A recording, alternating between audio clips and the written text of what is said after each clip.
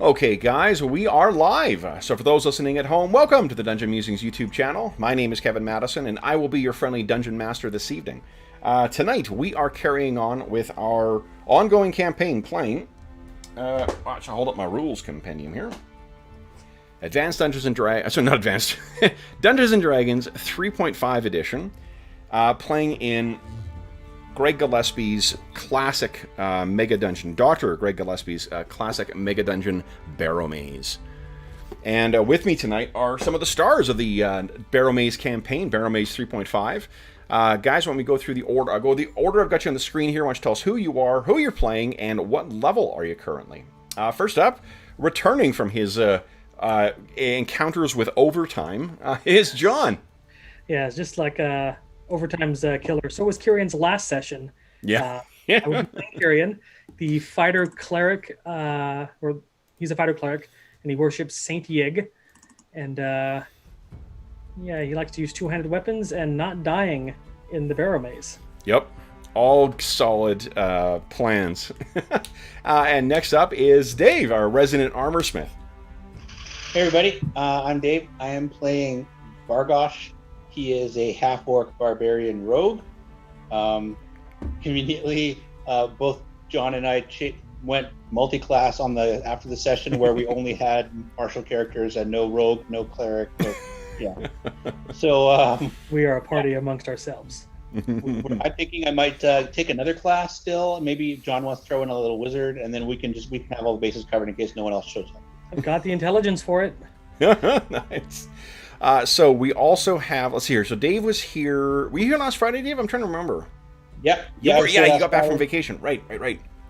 So we did a little expedition last week. I think it was Rikus. Yes, and Rikus, correct, yeah. Rikus and I took out Karm and Reel and Lollik and Mulcox and Wolf. And Wolf led us through the moors. We got in, found a barrow. It was untouched. We scrapped.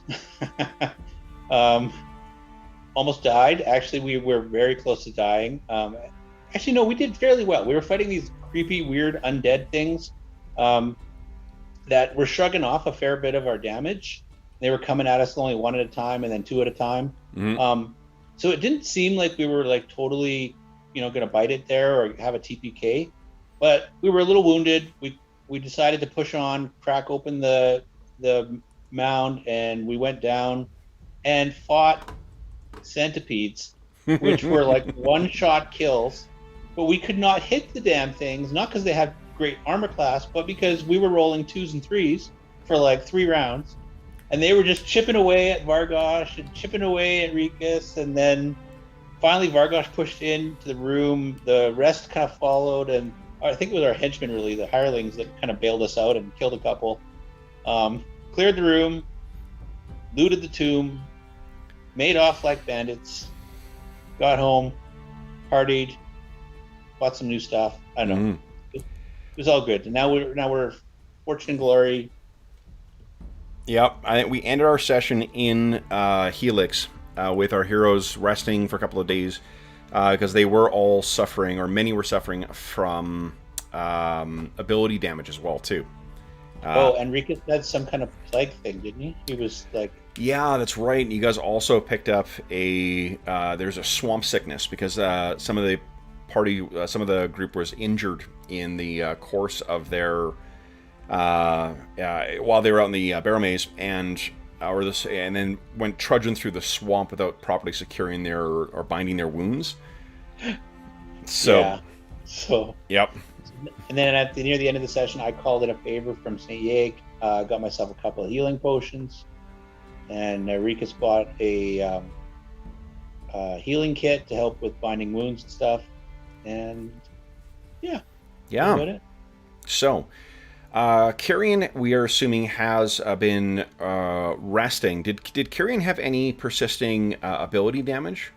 He did not. No. Did not. Okay, great. So he's back up to full then. Double check. He did not. Did not. Okay, because I know we've had a couple of run-ins with poison and drains and... yeah, it was the shadow thing that almost got me, but I managed to avoid it. Yep. Yep. Okay, so then, guys, we so I guess the first decision is if you are bringing everyone with you for. Let me just grab everyone's thing here. I'll bring us over to Helix, and we can make our plans from here. Kieran's token is the only one that doesn't have numbers on it. I don't know. Oh, Kieran doesn't? Okay, let me... I think that's because... There we go. There we are. Alright, hold on. I was adjusting. I know that I didn't have vision on Kieran before as well, too. So everyone... There we go. Yo, Dave, can you see that now? Yep. Awesome. And you can see everyone else's carrying? I can, yes. Okay, great. So then, guys, what... oh, there was something I was thinking of as well, Vargosh. One sec here. I wanted to check the phrasing on Barbarian. Your Rage as well, too. Okay, yeah, so you're level 2 right now, which means that your temp hit points are 4. But he's only level 1 barbarian. Right, but what the bonus you get front to your hit points comes just from your Constitution buff. You temporarily get +4 to your Constitution, and your Constitution applies to, like, you use that to calculate hit dice or hit points, regardless of whatever your class is. So actually, your max will be a 4 now. Sweet. Yeah. I'm not going to complain. I was thinking about that this week. Okay, so then, guys, first decision to make.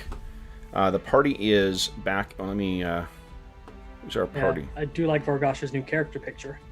Yeah, Dave selected that last time, I think. Yeah. And okay, so first thing to decide is which of your henchmen you want to carry on with. You could spend a gold piece for each of them to keep them for the expedition, or you can spend a gold piece to just keep them to stay, here. What do you guys want to do? We're going to pay. We should bring them along.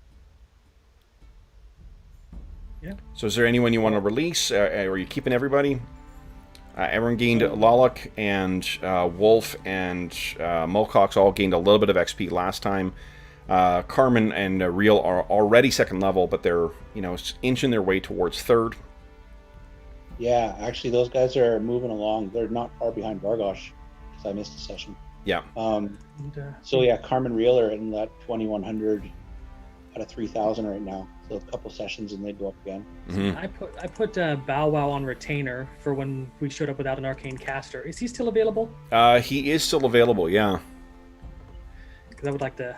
You know what? I'm gonna say no, just because you guys already have 5 NPCs. Oh. I don't know. I was thinking about changing Mulcox for Bow Wow. Oh, okay. I'm okay with that. Mulcox is. Okay, let me check. Or is it Lolok who hasn't done anything, that is doesn't have equipment and is both Lolok and Mulcox are both homeless guys. Yeah. Or otherwise kind of ne'er-do-wells. They don't have a lot of hit points. I took notes when you mentioned Bow Wow. It said leather barding, shield-like barding, and 6 hit points. So he doesn't have any armor on because that's just not going to happen for a individual dog. Oh, well, it's because the meat shields thing doesn't distinguish. It randomly generates, so it'll add on. Gotcha. Yeah. So, what was its hit points? 6. Okay.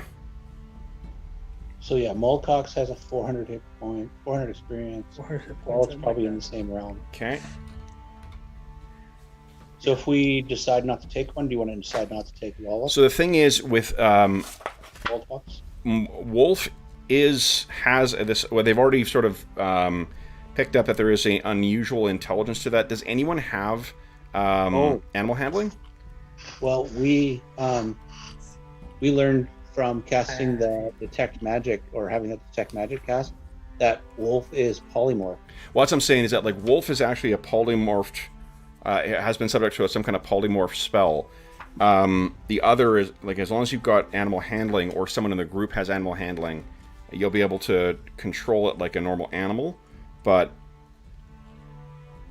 Double checking my skills. It's Yeah. been a little while. I do have a rank in it. Okay. It's So only a then- +2, so we'll see how that goes. Yeah. Okay. There we go. I'm just going to use this for now. Bow wow. It's gonna kill my animal like in every other game. Hey, Oh, yeah, let's not... bad owners tend to blame other people for what happens to their pets. Not other people, just the universe. Just Here we the go. fact that Kev's adventures are dangerous. Yeah. Okay, so I think everyone... There we go. Make sure everyone can control them. Okay. There you go. All right, so... there's Bow Wow's... I'll tell you the stats. I haven't got a character sheet for him yet. But AC is 15. Okay. Touch is 14. Flat-footed is 12. Plus 2 to hit, and does 1d4 plus 1 damage. It's otherwise an animal, so it's just gonna... it'll act like an animal, which means that... Could you repeat the attack and damage again? Oh, yeah. Plus, I think it's plus 2, I said. And 1d4 plus 1 damage, Okay, that's a bite. Okay. I think. Yeah. Yeah, it does piercing damage. So, Kev, one of the things that we talked about at the end of the last session Mhm. was Vargosh was going to go see Yep, plus 2 and 1d4 plus 1. Vargosh was going to go see... Barrelgut or the armor. Oh, Kark Barrowgut. Yeah. Barrelgut, yeah. Yep. And he's going to give him 100 gold pieces to get started on a chain shirt Okay. and get sized up so that he can get started on that. Yeah, sure. Let me take a look at the crafting here. Okay. Oop, there we are here.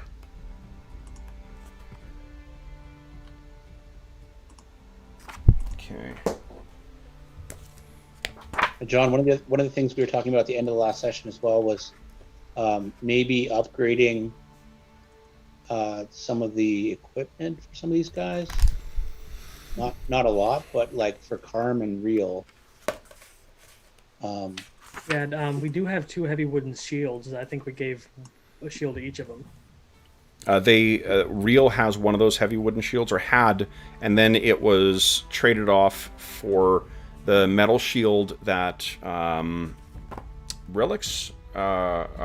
had, and then the wooden shield was left in the Barrow mounds. Okay. So you guys We've got have metal. 1 left right now. Yeah, we can give that to Karm, I suppose. Yeah, Karm and- fights with 2 weapons usually. I mean, he'll do what you want, but he usually has a dagger in one hand and an axe in the other. Well, I didn't realize he fought with 2 weapons, so Yeah, we'd only he been does. fighting with 1 attack. His bonuses to hit with 2 weapons at his Horrible. level is pretty abysmal. So I've been assuming you guys have been using careful strategy. He's also often thrown what he was using. Yeah. So I'd say Okay, stick with 10. an axe and a shield for now, Karm. Yeah, that's not a bad. And maybe and that's so the other thing was, what do we want to upgrade his axe? From a throwing axe to like a battle axe or something. It's not a bad idea. Okay. I'm just pulling up my players here. But Well, now that we're in town, I can see if I can buy a breastplate instead of scale mail. We probably have to have it made, but Breastplate is... What's the cost of breastplate? I'd have to look it up real quick. Anything common... I've got it open right now, John. Just give me a sec. I'm flipping through for something else. Breastplate is 200 gold pieces. Do you have 200? I'm trying to remember where this gold is listed. it's on the equipment page. Equipment tab. Yeah, I'm lagging. Okay.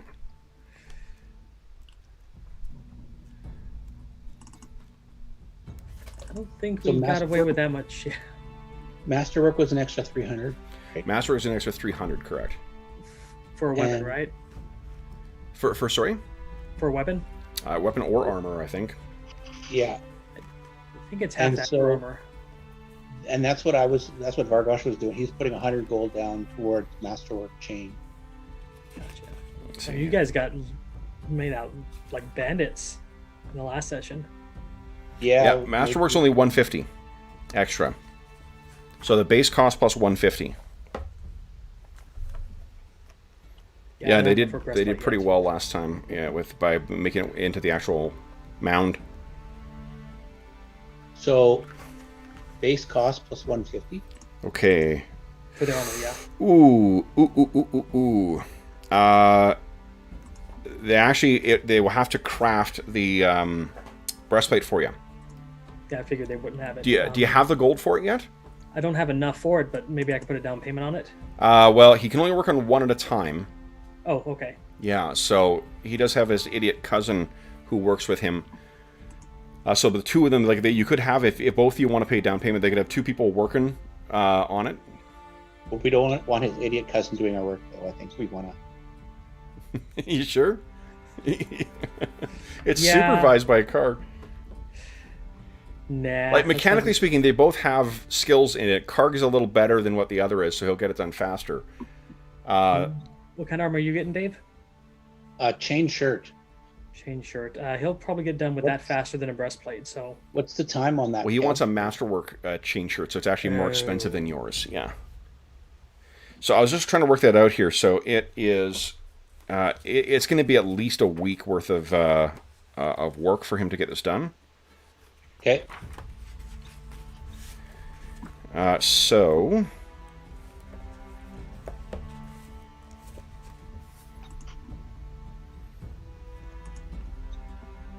Yeah, so, because what you do is...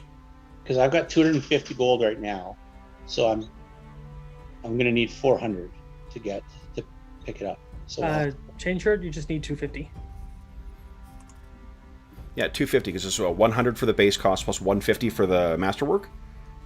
Oh, I thought it was 300 for some reason. For weapons. Oh, it's only 300 for weapons. 300 for weapons, yeah. Yeah, third edition up has this tendency of making weapons twice as expensive to improve than armor. Mm-hmm. Well, then I have enough to pay for it outright, but I'm still, I'll pay for it when I. Okay, so let's see here. I gotta grab on our break. I gotta grab my phone because I got my calculator in there. Let's see here.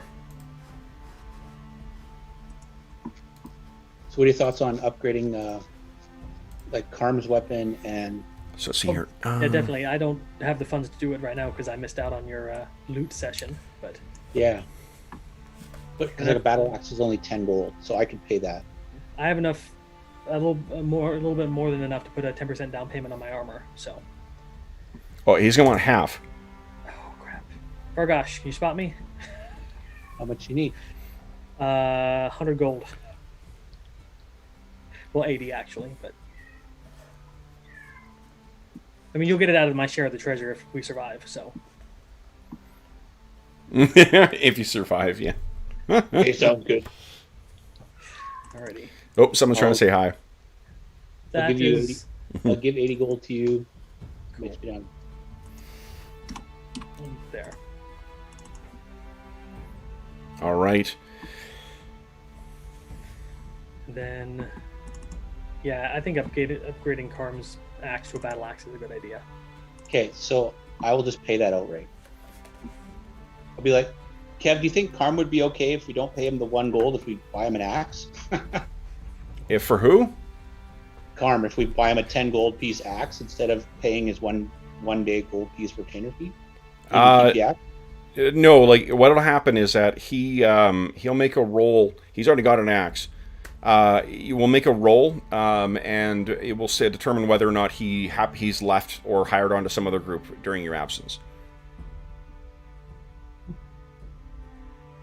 Okay, so let's figure out if these guys are here first before I spend money on new equipment. Oh, well, we do want to keep them on retainer. Like yeah, you won't find until you get him back. What you guys need to do today is 3, 4, 5, 6 gold to secure all these guys. Then they're not going anywhere. And then you can make a decision as to whether or not they're going to, Oh, yeah. Yeah, I definitely fork over a gold to keep them there. What about you, Vargrush? Yeah, I've got gold. We can do that. Yeah, so long as they're paid, then they stick around. Yeah, So let's 3 gold each? Yeah, let's split it. Okay, so 3 gold each. So that's okay. Okay.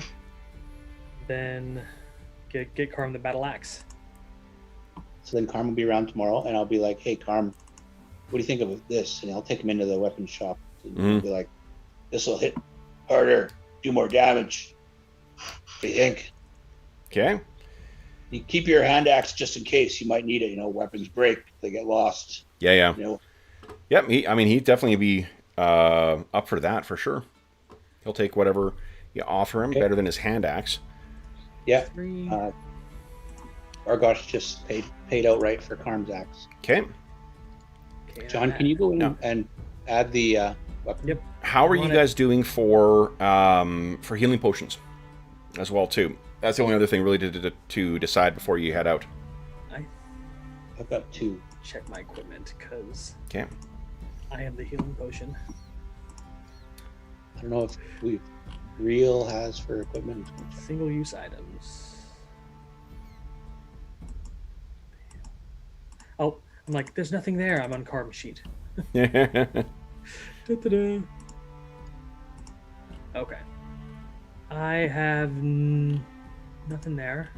Okay. No, I have no healing potions. I've got a vial of holy water. Okay. So, Kieran, you also got a favor you could call in. And the favor you could call in and get, I think it's 100 gold worth of supplies. So you could call in a favor to get 2 healing potions. That sounds like a good idea. Okay. So you got 2 Cure Light Wound potions. Okay. And thanks from the your service at the Church St. Yig.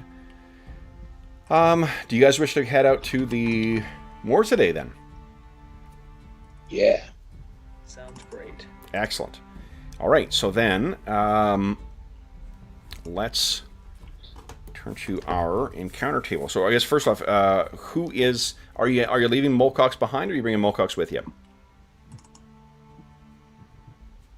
We got a lot of followers. Why don't we just trim down 2 of them? What do you think, Dave? I think we should take them all and try and make it all the way to the Barrowmaze. Yeah. A bit of metagaming, though. Experience is going to get split. Mm-hmm. It's also Survival. less like Survival's more important. yeah. It was a near thing for a couple of characters last time as well too. So I mean, it's absolutely your call. But I think you missed 2 expeditions, and we had near deaths in both of those. Barrowmaze in 3.5 is equally as deadly as it has been in other editions of the game. Okay, it's just Kyrian is at the top process. He only has so many healing spells. Yep, So. there's that too. If someone drops below, I've got 3. Okay, you know what? and Let's your leave Mulcox. cantrips, you can switch your cantrips to be Pure minor. the 1.1. Yeah. We can leave Mulcox and Lolik if you want. They're the Course. least well equipped, the least hit points. I think that'd be the best idea. But we keep him on retainer. So, yeah, Okay. that looks better to me. Okay, so I will move these guys down to the sort of stored area here. Let me get rid of my excess tokens. There's Dark Star. Don't need that anymore. Okay, It's cure relic. minor wounds. I'm gonna prep 2 cure minor. Well, 1. Remember, you can spontaneously cast those, so you don't necessarily need. That's right. Yep. I keep forgetting about the cure minor because Pathfinder doesn't have those. Yeah, you can spontaneously cast any of your healing spells. So, guys, then let's talk about getting out there. So we'll move you over here. Do we have a group equipment list, or how are we keeping track of like the axes and the hammer? Party control? loot, Party loot. Okay. where it's broken down by sessions. On the sled is what we currently have now, and then the session rewards are listed. So why don't we do this? I'll add in a handout. Let's see here. Let's call it Party Armory. So you guys can make a decision for if you've got stuff that's like hireling gear. Okay. Let's see here. Well, yeah, because I'm wondering like, and this is where party loot gets so confusing. We never cross or delete anything off. So Sorry, I What's wasn't been- here to do it, but I would have. yeah, no, I'm just like, so what's been the stuff with the ring and the combs and stuff? We sold all that shit. Shouldn't be on there. Well, yeah, but that's just a record. Right, but I'm just gonna cross it off. Like you can use the strike through to. It's not you, John. I'm just. Yeah. Okay, It's I'm easier to gonna. figure Yeah. out what's So that- actually been. Yeah, and that steel shield, like that should be gone because that's Arlen's character. Rikus is using that. Yeah, yeah. And one of those heavy wooden shields is gone. Yeah, Karm has it now. I'm gonna transfer. Doesn't The- who's got the potion of Bear's Endurance? Someone took that as well. I didn't claim it, so I don't I know. don't know. I thought So it was there's on. one- Was it Barrat? I don't know. Can we see his character? I was taking a look at his character sheet now. Kevin can. Let's see here. He has the potion of Bear's Endurance, Okay. Okay. What- so that do can you be have that removed. Yeah. Do you have that open, Dave? Yeah, I'm just crossing stuff off. I'm not gonna make changes while you're in there.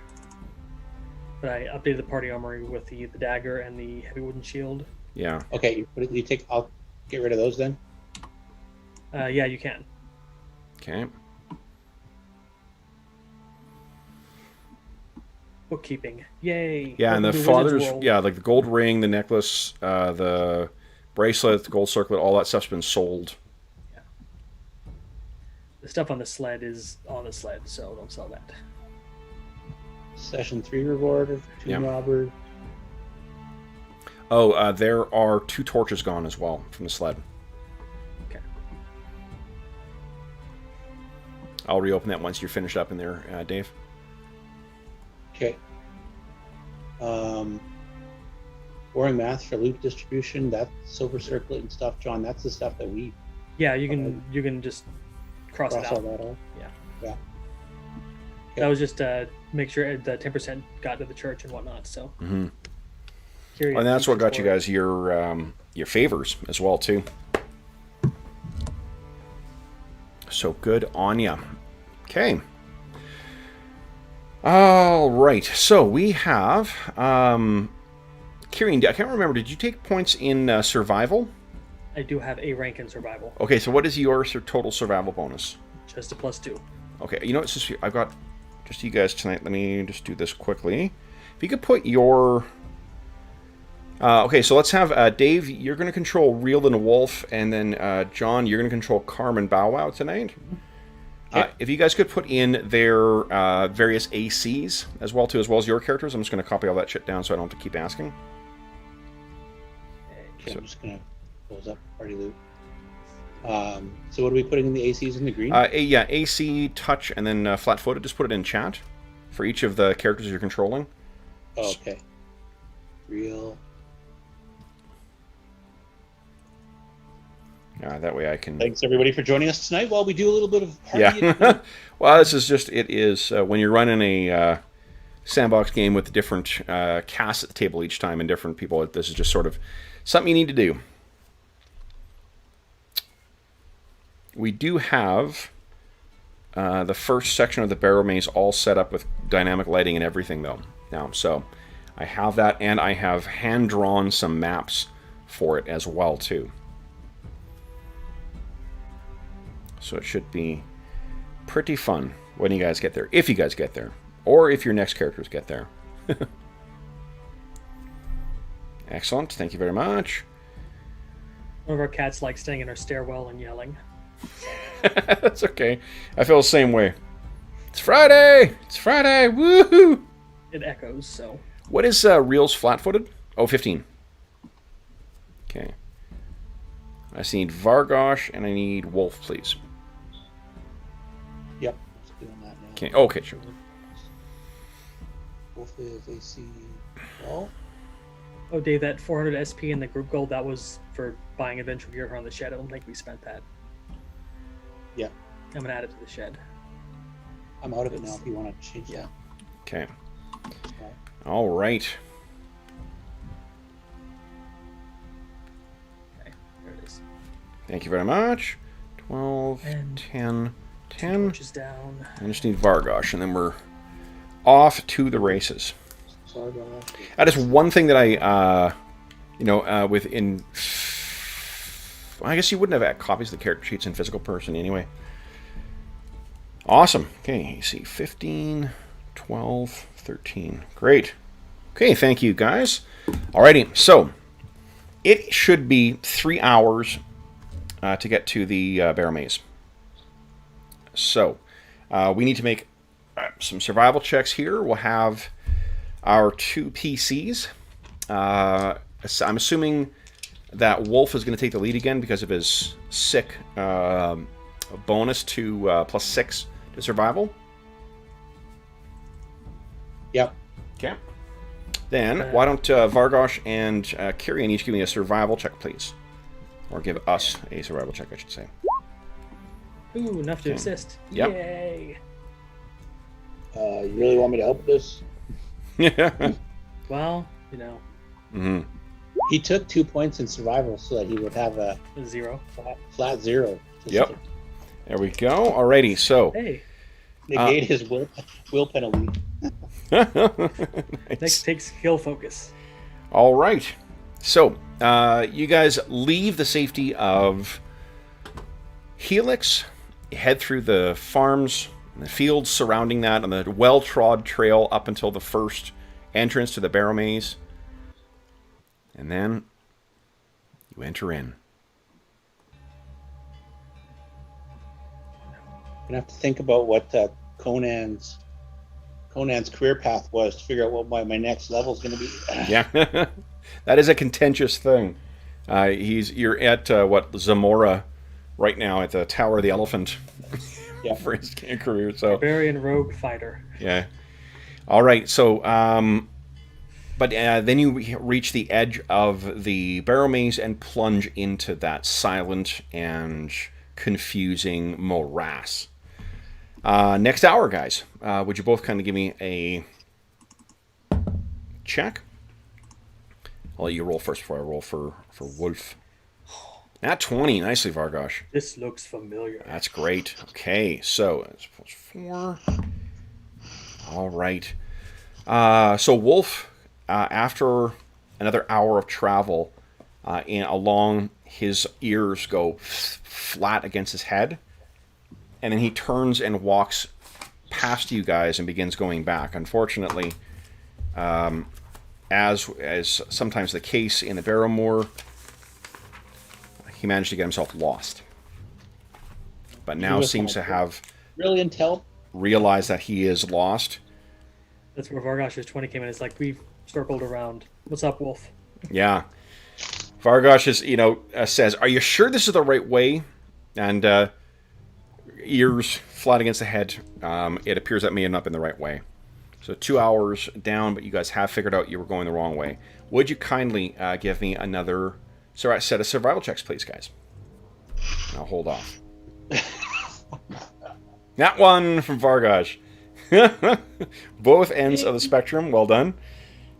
All right. Okay. Fortunately, Wolf seems confident that this is the correct way to go as well. Bow Wow is unnerved. The dog has its tail curved underneath its butt the whole time, ears flat against the head. It's following your commands, but it does not seem particularly happy to be in the. Hey, come on, girl. You're so fierce and aggressive against the wizard. Where's your fighting spirit?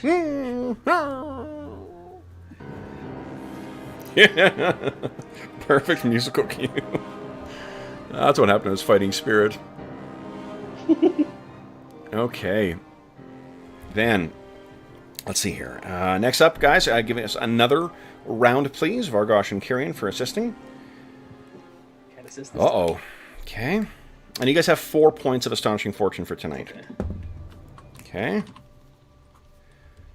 Fortunately, another hour passes uneventfully. Guys, would you now kindly give us another set of checks, please? Oh, why am I rolling before you? Nice, okay. A little bit of extra aid there. Okay. I do need to set something up, guys. I've thrown survival on my macro bar now. Click, click, click. Not a bad No idea. character sheet. All right, let's see here.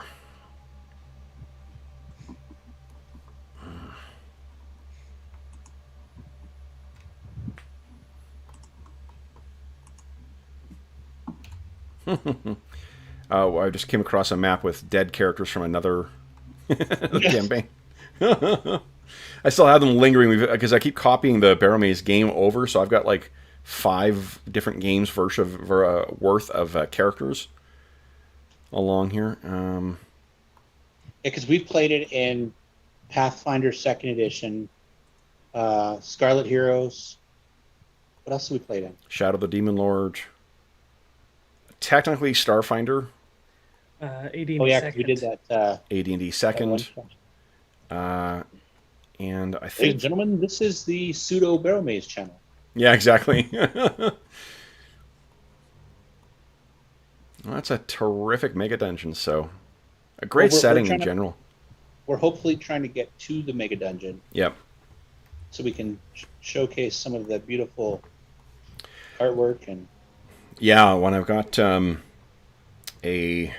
Okay, so I'm looking for it, and I got that map. I spent most of the afternoon finishing the map and then uploading it and doing all the dynamic lighting and stuff, so should be interesting. All right. As a reminder to what it's like in the Barrowmaze as well, too, there's that thick haze that hangs around in here. So it makes it very difficult to see what's coming until you are really actually, upon it. And that'll work. All right.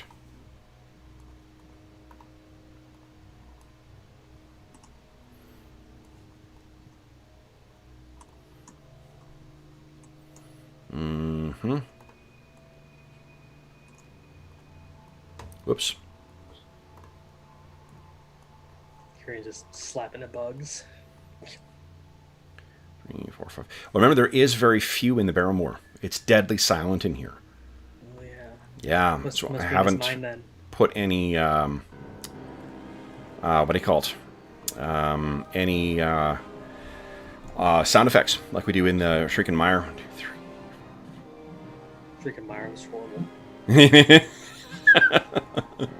The universally loathed cinematic environs. If you want your characters to hate a certain biome, definitely invest in the cinematic environs series. It's terrific. All right, guys. So let me bring you over here. Make sure everyone's got. Actually, make sure there is no dynamic lighting on. No legacy lighting on. Look at that. Legacy lighting's on. What a surprise. Okay, there we go. All right, so I'm going to bring you guys over here. And you are traveling south right now. So you guys are right here. You're traveling south. I'd like you to, in that general vicinity of where I've set you up, would you please set yourselves up in the marching order. Keep yourself between sort of where Kyrian is right now and where Bow Wow is right now. You're heading south, so whoever wants to be up front can be at the south there. Narratively, that'd be like Wolf and Vargas, right? Up front? Yeah, Wolf would probably be up front. I'd probably be near Bow Wow because I'm encouraging her to keep up. Okay. And we'll have Real and Karn just together. How's that look, Dave? Let's see here. Would you, John, would you give us, as you've missed a couple sessions, give us a D4 roll, please. Give you a chance to enjoy the pleasures of checking the depth of the swamp. All right, so what this means is everything is difficult terrain. It's about 2.5 feet deep where you are, and in the deeper parts of the swamp, it's actually deeper. So the island, you can assume it's about 2 feet deep, and the dogs are kind of dog paddling along in this. The deeper parts would be they're chest deep, 3 to 5 feet, which means a quarter movement, or you can swim. Real and Karn will probably be pulling the sled in this. That's why they're in the middle. Okay. Sure. All right. I'm going to space you a little bit more here, guys, just because it's if you're walking right on top of each other, it's a chance of you falling on each other. Yeah. Right? So, okay. And because they're hauling a sled behind you, you're not going to be able to be right there. Okay. what I'd like is for Kyrian and Vargosh to each give us a listen check, please. One advantage to the Barrowmoor is that it is very quiet in here.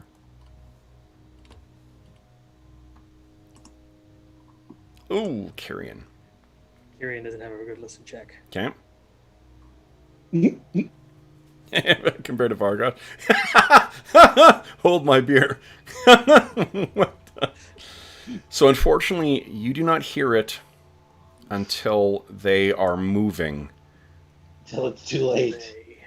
So guys, It's pretty standard this what you see standing up from the water, from the reeds around. Once, I assure you, I don't intend to wait for the musical cues. It really is working out well tonight.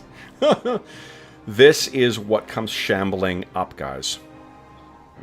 The desiccated skeletal remains of something that was following this path before. So, let me make sure everything's clear. You guys know which ones you're controlling. Dave pointed out, too, that when you click on the token, it gives you the option of rolling initiative as a prompt. Yeah, up near the toolbar on the left. Yeah, so that'll make it faster for you guys to populate the turn order. Bow Wow doesn't have a token, so... No, Bow Wow doesn't. Well, it doesn't have a sheet to tie to, so Yeah. it doesn't come up.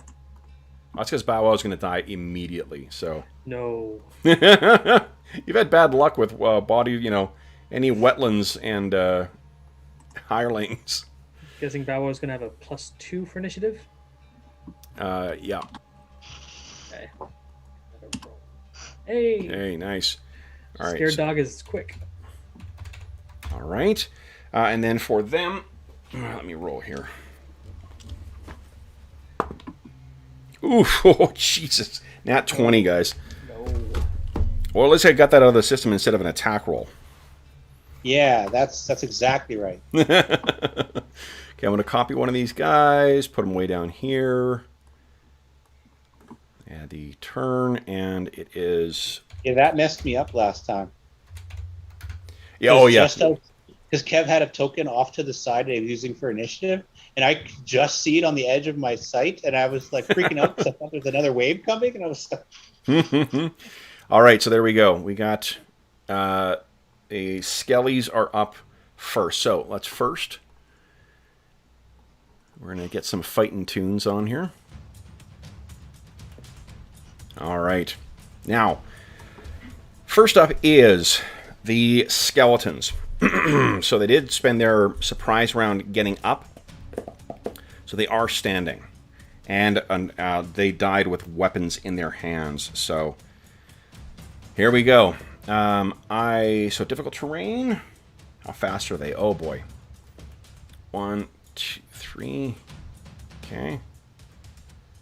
Oh, it's only 2 actually. Okay. And 1. Oh boy.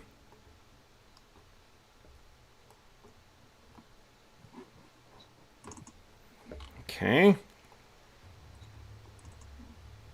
Also charge in on real. 1, 2, 3. There we go. Alrighty, guys. So I have... Oh, and 1 more to go. Vargosh, you got someone coming in on you, too. Alrighty, so we got a couple of attacks going on here. 4. Let's see here. Well, hold on. You can't charge through difficult terrain. So they actually... there's only a handful. Only the ones near Kyrian I can actually attack with. And 1 on... that's not true. 1 on Vargosh. Yeah, I've got 1 on Wolf, 1 on Vargosh, 1 on Karm, and 2 on Kyrian. So, Wolf first here. They're... Yeah, it's not great. Okay. So it swings at Wolf, but Wolf seems to have been... maybe he smelled the desiccation beforehand and was able to keep himself back. Vargosh, on you... Let's see here, that is... Oh, it's a 17. So I think that's good enough. Vargosh, you take 6 points of damage. Gee. Whack. That thing hacks in on you. I have 1 on Karm. Carm's AC is a 15 right now. I miss Carm. He's thankful for that shield that you insisted on him using. And then Kyrian, you've got AC of 17 right now. Let's see here. So first one swings at you and misses. Second one is a nat 20. Of course. I'm going to roll in chat to confirm crit. Let's see here. Shit, I gotta look that up again. Roll 20 plus 1. Nope, does not crit, so that's something at least. Kyrian, you take 3 points of damage. All right. Do we have DR in this game, Kev? There is not, no. Okay. There are feats you can take that can grant you that with heavy armor, but not with light armor. All right, so then... Adamantine armor will help, but yeah. Good luck. Next is Kyrian. What are you doing, Kyrian? Okay. Well, I'm going to turn and face these things. Okay, let me just... I'm going to call you to health bar on this one. You keep on going, John. Just tell us what you're doing. I'm fumbling with my my gauntleted hand for my holy symbol and raising it up. And I'm calling on the power of Saint Yig to turn the undead. Okay. Oh, yeah. All right. Hold on here. Have we seen this yet? I don't think we have. I built a macro for it. Okay. So what does it look like? Very good question. I mean, he just holds it up and then just, I think like a beam of sunlight from somewhere pierces through the moor and just bursts from his holy symbol. So then, with the unfortunate effect of the barrow mounds, that only will affect 7 hit dice worth of things. That's okay. So, all right. So you do that. Hold on. Turn undead. Does that track? It's tax supernatural and does not. No. Okay. I looked it up before I did it. Okay. Nice. All right. So then, Vargosh, you are up next. Vargosh is going to swing for fences. Okay. Sure hope they don't have more than 7 hit die. You know, I was thinking maybe I should get a maul or something, but you know what? I didn't do that because I was buying armor. I wasn't thinking. But here goes. Damn. Nice. Okay, so that is definitely a hit, and unfortunately, these things are mostly bone. So I'm setting up their... Oh yeah, they take reduced damage from that. Great. Yep. That's this one. Hit him with the flat of your blade. There you go. All right. Is that the one that with the health bar? Is that the one you hit? Yeah. Okay. All right. So you do a significant amount of damage to this thing. Unfortunately, it is... There we go. Yeah, I mean, it's just... It shatters and gives way, but doesn't seem to affect its... or it doesn't destroy its undead spirit. All right. Then it is Bow Wow's turn. What's Bow Wow doing? The dog, it's fighting unnatural creatures. I think it should make a saving throw, right? Yep. Give us a will save. So it I think it's got a +0. I think it's cowering. I think I got worse news for you than that. It's actually fear. That's a 3. So, yeah, it's going to be running away. You know it. Get back here. I mean, you can take an attack of opportunity on it if you want. No. But it's got a movement of 40. So 1, 2, 3, 4. That's where it's going to go. It's completely unawares, and Kyrian gets a crit on the poor little dog. Yeah. Wolf is up next. What's Wolf doing?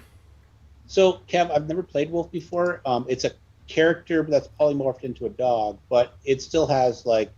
An attack, yeah. It's a wolf. It doesn't have anything, so it's not an actual wolf. It's a dog named a wolf, so it doesn't have a trip attack. Really, the only thing it can do is bite. But what I meant to say is he's just like strategic. He knows how to withdraw and not take attacks. Absolutely. Assume he's as intelligent as any one of you. Okay. So,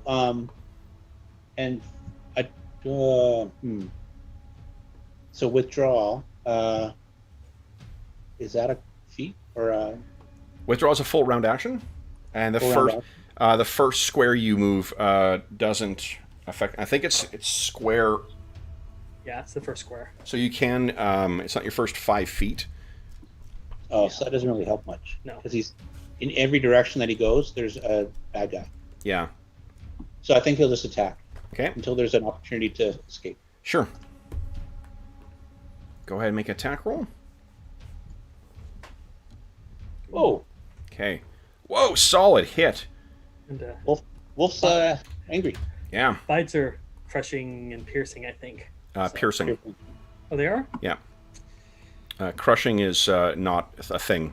You're thinking not roll crushing, master. I mean bludgeoning. Yeah. So. Okay. Then it is Real's turn. What's Real doing? So I would have thought Real would have had his bow out when we were going through and didn't get a chance to shoot it. Yep. So he has to like drop his sword and then swing for the fence with his longsword. Okay. So he's dropping the bow and then... Well, you could Dropping probably his only bow. have one because he was pulling a sled with Karm, so... Well, I guess or he could just fight with his, like we do in with the bow in the hand and just draw the sword and swing it. Sure. He doesn't have to drop it because he's not going to be able to get his shield ready. Yep. Okay. That is not quite good enough. Okay. Okay. And then finally, it is Karm's turn. What's Karm doing? Karm's going to use his move action to pull out that battle axe and try to lay into the one to his left. Okay. Like, eat my new weapon. I forgot how much you need to click. Yeah. Oh, nice. Confirms the crit as well, too. So that is 9 points of damage. Unfortunately, still not enough to take it down. Many of its bones are smashed away here, but not enough to take it fully down. All right, so then it's this thing's turn. All right, now we have 1, 2, 3, 4. Do you have any weapon that's readied? I have a spike gauntlet I can punch it with. Yeah, go ahead and make an attack roll. Made sure to buy one of those.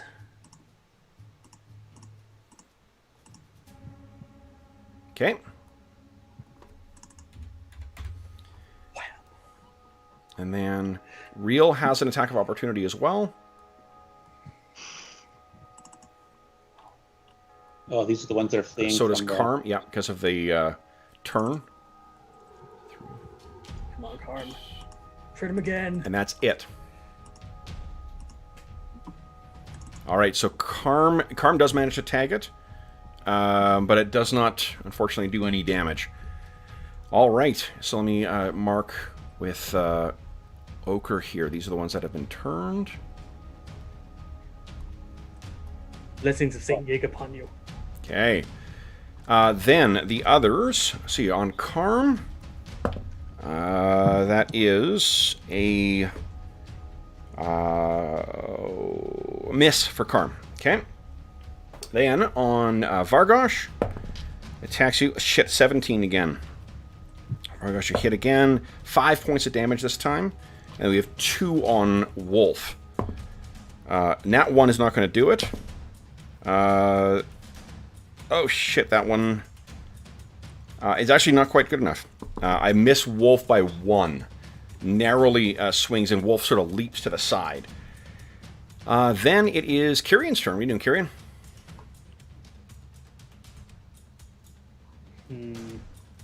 I see Vargosh is getting hit, so I can't quite make it to him, but I'm going to start making my way down there. Okay. I can only move half speed. As part of my move, I'm going to draw my halberd. Well, if you're moving half, isn't your move 20? It is 20. I can only move 10 in difficult terrain, right? That's your full move in difficult terrain. No, the move action is 20 feet for me. So I can move 10. Right, so 20... Oh, okay, I see what you're saying. Yes, you can move... And I pull out my halberd as I move. Okay, got it. And then I'm just going to ready an attack against one that comes No, out. no, you've already... That's too many actions. Standard action to... Remember, we talked about this. Unless you've got your halberd in your hand and you're carrying along with it, if it's...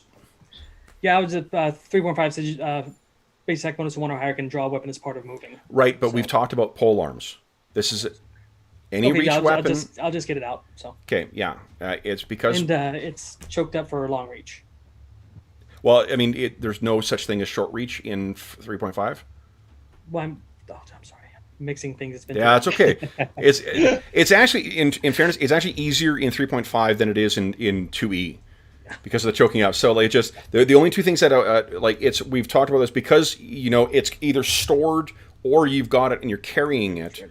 Yeah, then it means that it's like you could do it as your free action as part of a move if you were carrying it along. But if you've got anything else in your hands and you're not doing that and it's stored away, it's a standard action to get that damn thing out. Gotcha. Okay. Got it. That's it. So then, we're going to go in here now. Then it is Vargosh's turn. What are you doing, Vargosh? Vargosh is going to swing again on this one that's wounded in front of him. Okay. I'm going to quickly make... okay. Go ahead, Vargosh. Holy shit. That's a confirmed crit. So there's just literally... it's like he hits it, like top to bottom, and this pile of bones just goes rolling along and into the water. Everyone has their game, it seems, where just their luck goes better with it. Dave has rolled more crits in this game than any other game we've played. It's I started out with a crit with Carrion, so that was... Yeah. All right, so... because I think last time Dave rolled in this first hour of play 3 confirmed critical hits last session. It's crazy. All right, so then Vargosh, you shatter this thing and bones fall, slop down into the water, and you're able to leap forward. I'm just quickly making note of who has been injured here, and actually, I don't think. It's me and Vargosh. Yeah, that's it. Okay, that's only the PCs. Bow Wow is unfortunately. Why don't you give us another will save? Still going. There he goes. Now he will. Yeah, he is going to try and come back as well too. Then it's Wolf's turn. What's Wolf doing? I think Wolf is now going to withdraw. Okay. And stay there and yeah. Okay. Absolutely. Real. What's Real doing? Real is going to step up next to Karm. And let's see if they can tag team this guy. Yep. They do like working together. So go ahead. Oh, that's a hit. But it cracks a bone, but the bone doesn't actually fall from part of the entire thing. What you can do, if you want to try and attack with a flat side, it'll just be a -2 to hit, and it'll do 1d4 bludgeoning, plus whatever your strength modifier is. Then it is Karm's turn. Karm's going to lash out with his axe, just like a Real. Okay. And try to hit it. Go ahead. That's a hit. It unfortunately, it's only a little bit of damage. Some of it shatters away, and these things are quite dexterous as well. Speaking of these things, all right, the ones that have been turned are going to disappear beneath the water, and the remaining ones. Let's see here. We've got 2 on Vargosh and 1 on who hit for harder? Oh, Karm did hit for harder. So this is on Karm. Oh, it's a 17. Karm is hit for 3 points of damage, and then I got 2 on Vargosh. They need a 14 or higher to hit. Neither of them hits. They're both swinging at you, but you're able to keep them at a distance with that massive sword of yours. Then it is Kyrion's turn. What are you doing, Kyrion? You got your weapon ready here now? What do you want to do? Move 5 feet down that way. Okay. I'm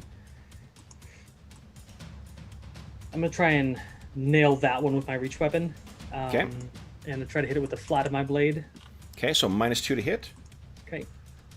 And... where's the blade? There it is. Probably have to roll damage separately, because... Let's see so, here. 21. Yeah, it's a hit. Yep. Then... I don't use my full damage, but since it's a two-handed... 1d4, 1d4 plus 1.5 times your strength. Rounding down. Yeah. Okay, 7. Nice. Okay, so you sweep down, and one of them shatters. I got your back, Vargosh. Vargosh, you're up next. What are you doing? He's just gonna swing at that one normal. Okay. As so Vargosh does. Vargosh, no think. Vargosh, smash. Oh, you want to spend Astonishing Fortune on that? No. No? Okay. Then Bow Wow, give us another will save. How like you mean it? He's getting close to the edge of the map. You could spend an action to try and call it back, like make an animal. You could substitute your animal handling for its will save. Could it be a move action? No, that'll be your standard action. Yeah, no, not doing it. Okay. Wolf is up next. Emboldened by the hardy and fewer bad guys, Wolf jumps up and snaps at the... Nice.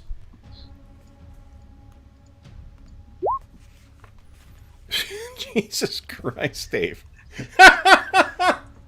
What the fuck?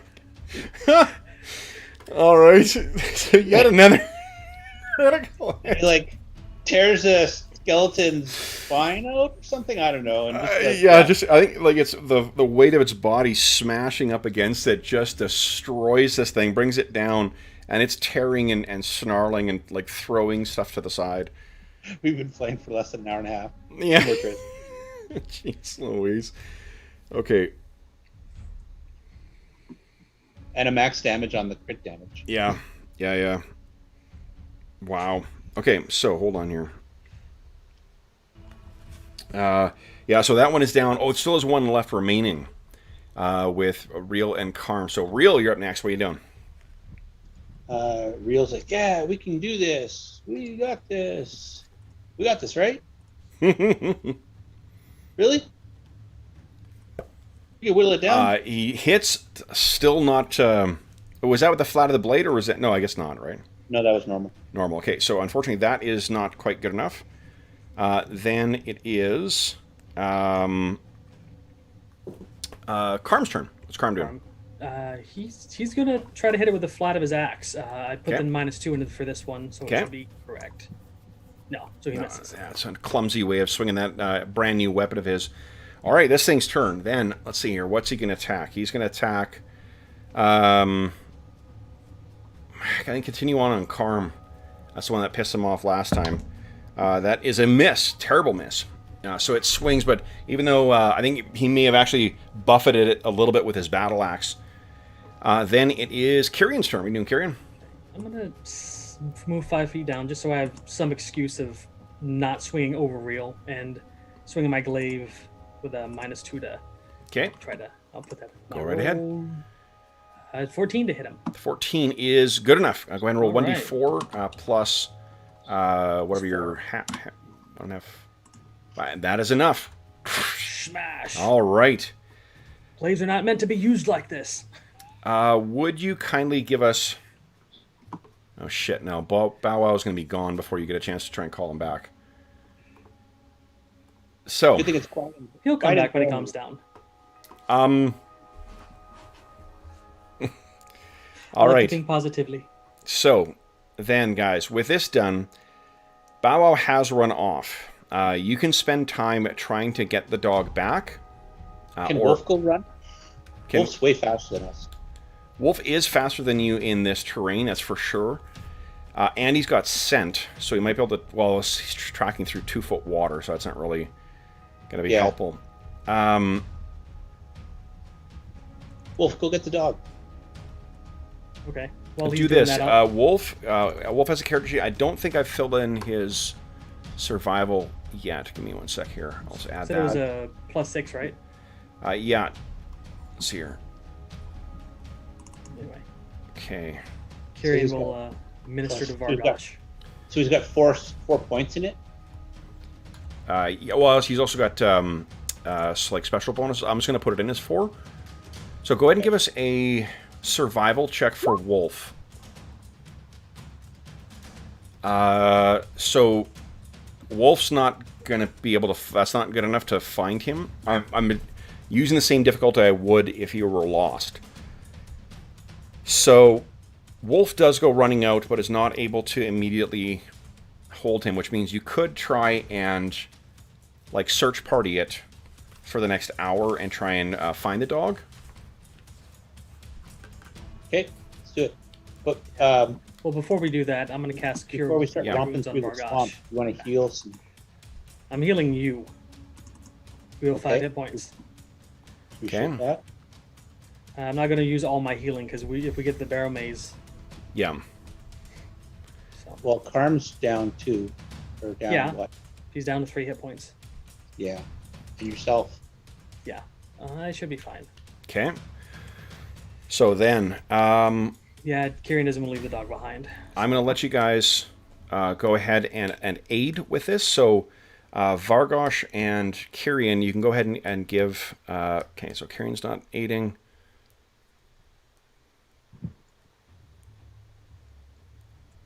Vargosh.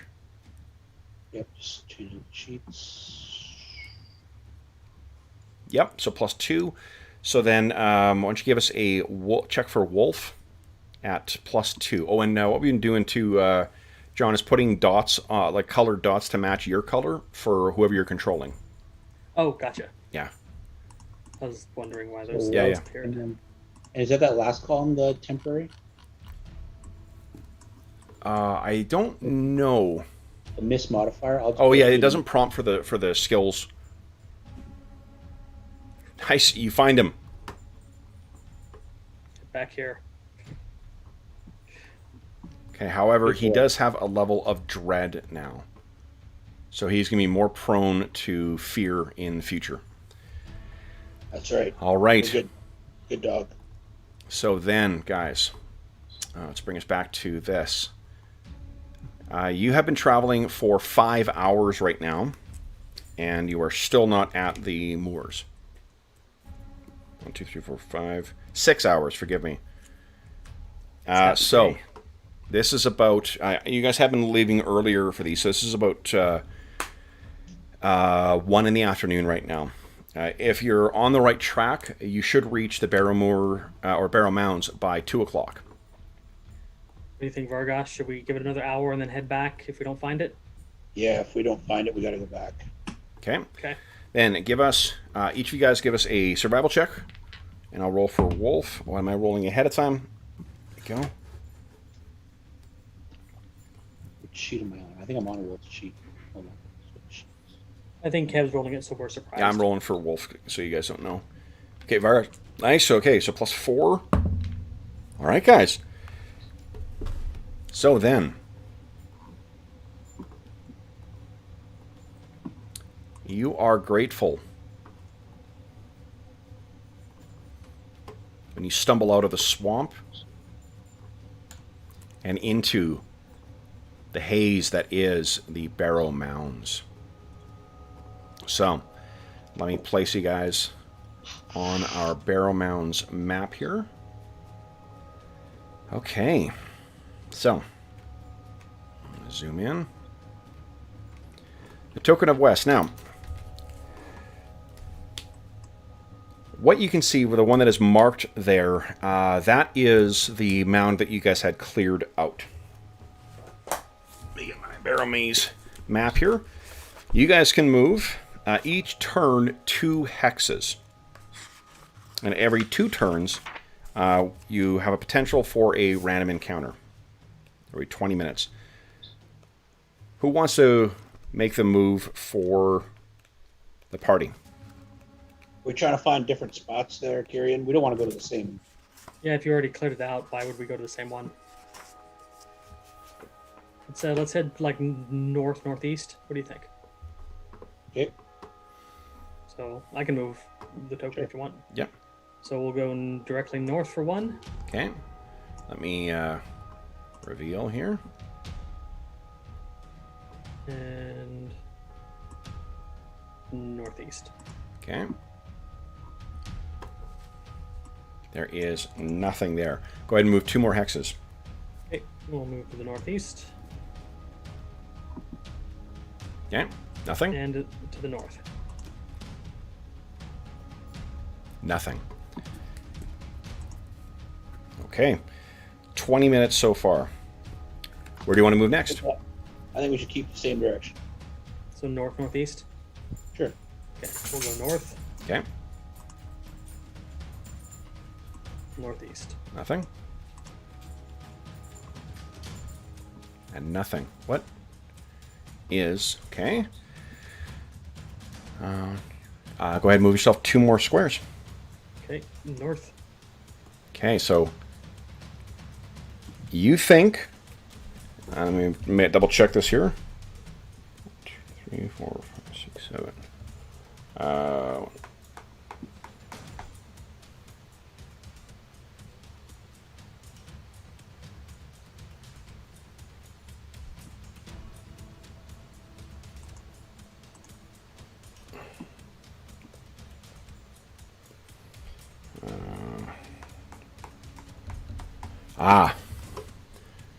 Right here, there is a mound rising out of the mists. Cool. We have 1 more move left, right? You do? 20, okay, we'll go north. Okay. So Someone in the chat saying, hire some dudes to set up a base camp like the Sherpas. I don't think they realize that staying here is bad news. yeah, at night, the random encounters get more deadly in the evening, which is why people generally only day trip it until they get to higher levels. Okay, let me do a mound here. Now, let me tell you about this mound.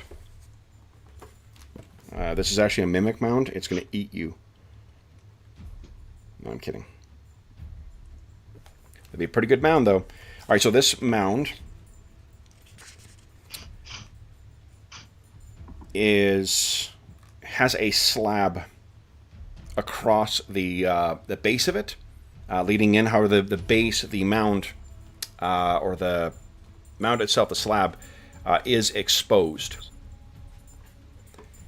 So it has not been excavated. Hi, Anna. Was it a semi-vertical diagonal slab, or is it like covered over flat? It is flat, like it's what you would see in most of the slabs here, where it needs to be broken by the work of some heavy sledgehammers. Do we have sledgehammers? You do. Yeah, we got pythons, a hammer. Okay. The difficulty is when you use the sledgehammers, you guys have used this before, it automatically triggers a random encounter. Not an actual encounter, like a random encounter roll, not an encounter. Where are you going? I was like, that explains us showing up with the other guys mining and ambushing them. We were their encounter. Exactly. Okay, so, yeah, I mean, this otherwise, it appears completely identical to the other mounds that you've seen. There's the heavy shroud of mist that hangs here. Okay. You think more of our rush? Let's break it open. Let me bring you guys over. Go. Is there any like writing or anything that gives us a warning about what may be inside on it? There is not. Though I think having heard tales of what your allies most recently encountered a couple of days ago in there may give you some inkling of what to expect. And then, let's see here.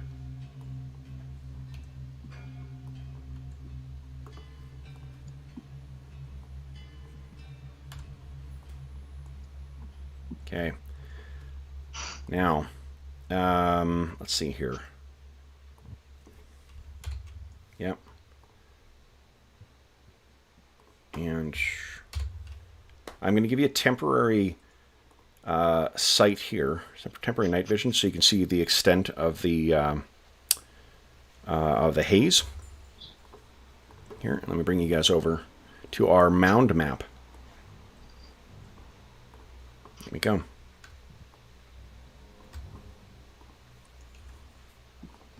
Now, who is keeping watch here? Who is going to be working?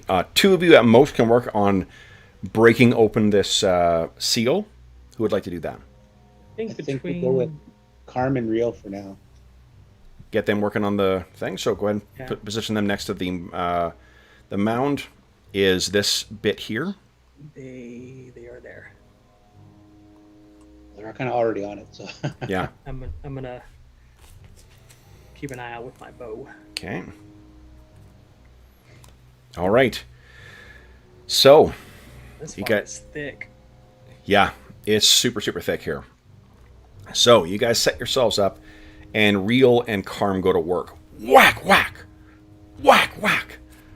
And while every other sound in the moor seems to be choked off by this thick, heavy fog, it seems so loud to you.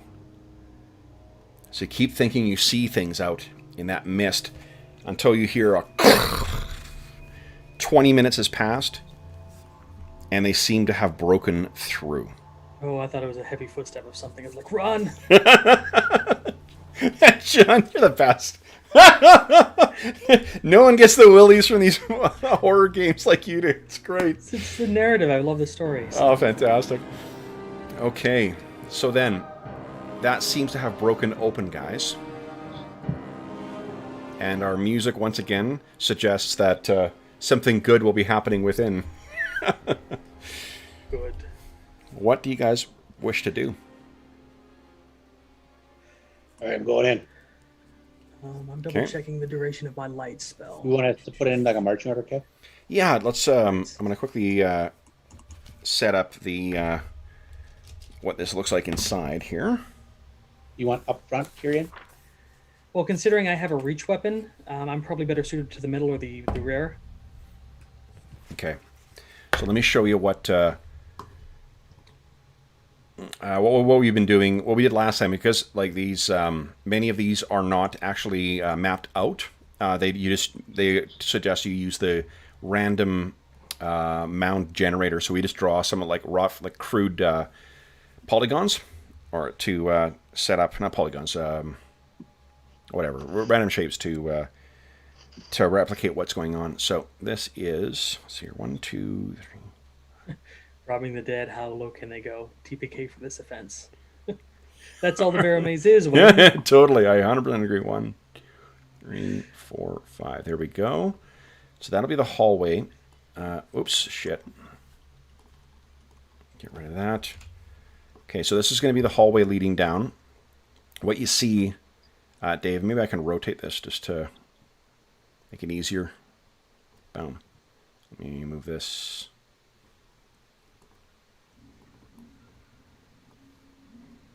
For Pete's sake. There we go. Oh, you motherfucking thing.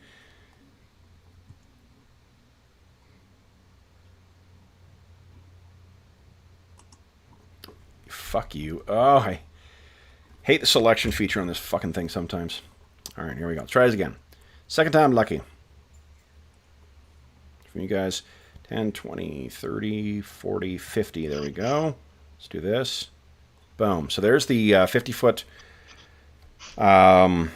There's a stairwell that covers this first. I'll put another one down here. So that first little square there, that is going to be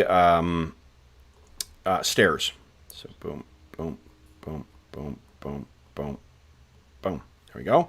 Leading down into there, and then deeper in, there is the actual chamber itself. So let me see here.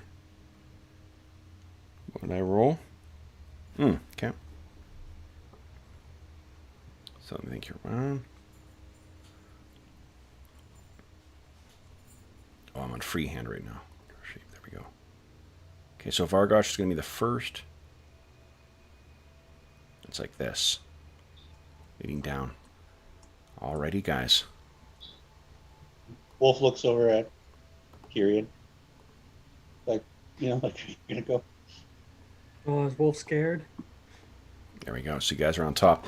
All right, so Vargosh, you're going to be the first one down. All right. Now remember, Vargosh has that ability to search. Yeah, I was gonna say, what's the track a trap checking skill? So what you can do is searching is one of those things that you can take 20 on. You can take a full minute to do that. Okay. Let's see here. To make doubly sure that you've... well, actually, no, you can't take a 20. Yeah, Because there's a... Because you might trigger it, yeah. Yeah. So, but what it does allow you to do is... Let's see here, what is your... I can't remember if it's passive, like the elf and dwarf way of spotting hidden doors. Where is it here? Trap sense. Oh, trap finding. Here we go. So if the DC is 20 or higher, you can use the search check. Otherwise, you can't find it. So what would you like to do? Using search, it's worth looking up now because it's one of those things to remind us, and then we won't hopefully have to look it up again. Yeah, I think I'll just use the search check and... Yeah. Yeah. You got trap finding, right, Dave? It takes a full round to search a 5x5 area or a volume of 5 feet of 5-foot goods. So each of the squares will take you 1 round. Do you want like a separate check for each square, or just like... Yeah, I'm going to get you to tell me what it is, because if you fail, you're not going to know. Okay. What's your search bonus? It is 0. 0, okay. Yeah. So, I'm gonna die. did you check the... I'm assuming you checked the stairs, right? Yeah, I was going to check the stairs on the way down. Hey Dave, are you adding half your rogue level, which is minimum of a 1 to your search rolls? Did you get that for trap finding? Okay, whoa. You're moving yourself way too far forward. Because like if something comes up, we got to stop, because you either will find it and want to deal with it, or you'll be subject to it. Okay, so... Okay, I'm rolling for you. But it's good to know that's your path, though. Okay, and how many? 1, 2, 3. Straight line. That's the... Okay.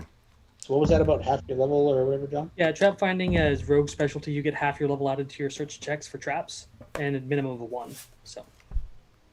Oh, okay. Well, I don't have that in there. I took one. I took 1 skill point in that search, so I would counter my -1 for my intelligence. John, that's not the case with... You're confusing it with Pathfinder again. Rogues can, and only rogues can use the search skill. No, I'm misremembering. It's trap. They get trap sense later. It's wrapped up in Pathfinder. I'm sorry. That's okay. The thing is, like, the reason I'm stopping to look stuff up, John, is because I don't want to make that mistake. Yeah. So it's worth, just making sure you check and see if that's the case first. Because there's the one helpful thing is like that it's surprising how many small little things got changed, right, between the 2 different games. Right. All right, so Dave, I have rolled for you, and assuming that you're going to search and then move forward if you don't find anything, you make your way down and all the way to the end of the corridor without finding any traps, either by looking at it or by using the Dorman method. When you get to the bottom, though, what you can see is there are 2 stone slabs that occupy this 20 by 30 chamber. Your dark vision allows you to see this quite clearly. There are 2 human skeletons that are draped in desiccated burial robes. Each of them has a small bowl at their head and a decorative amphora at their feet. Okay. I'll draw so you can see where the... It's like there's... Thanks, John. 1. Sorry, Kevin. I've just been getting distracted by the chat, that's all. Oh, that's quite all right. Hi, everybody in chat. Hope the start to the weekend's going well for everyone. Lots of suggestions on how we should be running our campaign. Okay. So what, Vargosh, having seen that, what do you wish to do? He's gonna... So there's 2 skeletons, and each of them have... Sorry. 2 skeletons. Each of them has a desiccated burial shroud over them. And an amphora. There's a bowl at their head, laid on the slab at their head, and there's a bowl, or I'm sorry, an amphora set up at the feet. And you can see the designs that are quite faded on those amphora match the same kind of cultural stylings that you found in that last barrel. I mean, you guys have heard that it's a now long lost culture that made use of these things, that constructed the barrows, all those ages ago. But I think Vargosh is going to head back the way he came and whisper, like, where the hell are you guys? Waiting My for you to pal. get... Okay. Stay to the side. I didn't check the other side. okay.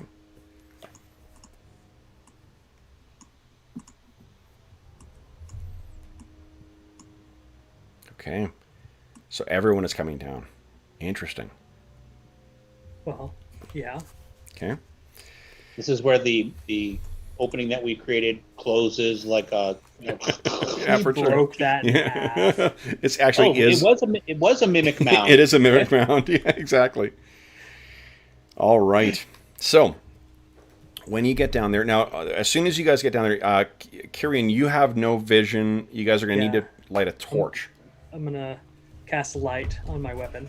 Oh, okay. Yeah, that'll work. What's the duration of light? It is 10 minutes 10 minutes. Okay. per level. Okay, so that's one. And you do need to track your use of cantrip slots are used up just like regular spell slots in 3.5. I prepared 2 just in case. Okay, perfect. All right, so your glaive is giving off 20 feet of bright light, 40 feet of shadowy light.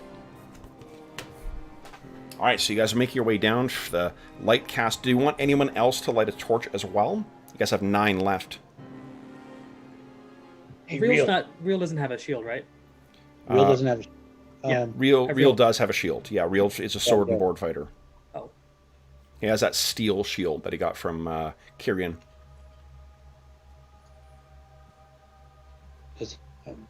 I mean, he can carry a torch as well. That's what we did last time. Is he just sheathed his longsword, carried a torch, and then when needed, dropped the torch to the ground, and then. Let's do that. Okay, so you got. I'll mark off a torch in. Okay. So you guys get down there. Still says heavy wooden shield on Real's character though. It should be a steel. Yeah, I'm sure that's what happened last round, right? Yeah. I don't think it. Nobody updated it. Yeah. Maybe is there a mechanical difference? Maybe No, it's just heavier and more sturdy. It's harder to destroy. Pretty much, yeah. It's got more hardness and whatnot. Yeah. It's otherwise the same bonus. Mm-hmm. And druids can't use them. Yeah. So you can make druids feel bad.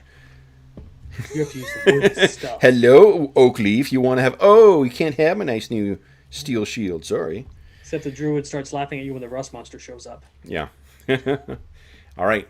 Then... So you guys get down there. You have a torch burning. Kyrian, you can now see exactly, though. The ceilings are about maybe about 7 or 8 feet high. It's a 10-foot wide corridor along here. There's grime and whatnot that covers the walls, so you can't really see the details on them. But where the little bits of the wall kind of pokes free, it looks like there were things carved, like images and either of these people's gods or their history. And points with his sword. We want to go in there and, the usual. We didn't come here not to rob the place. Well, I'm just, yeah. So, yeah. Get everybody ready, though, because, this is usually where, like, ugly things jump out and attack us. Yeah.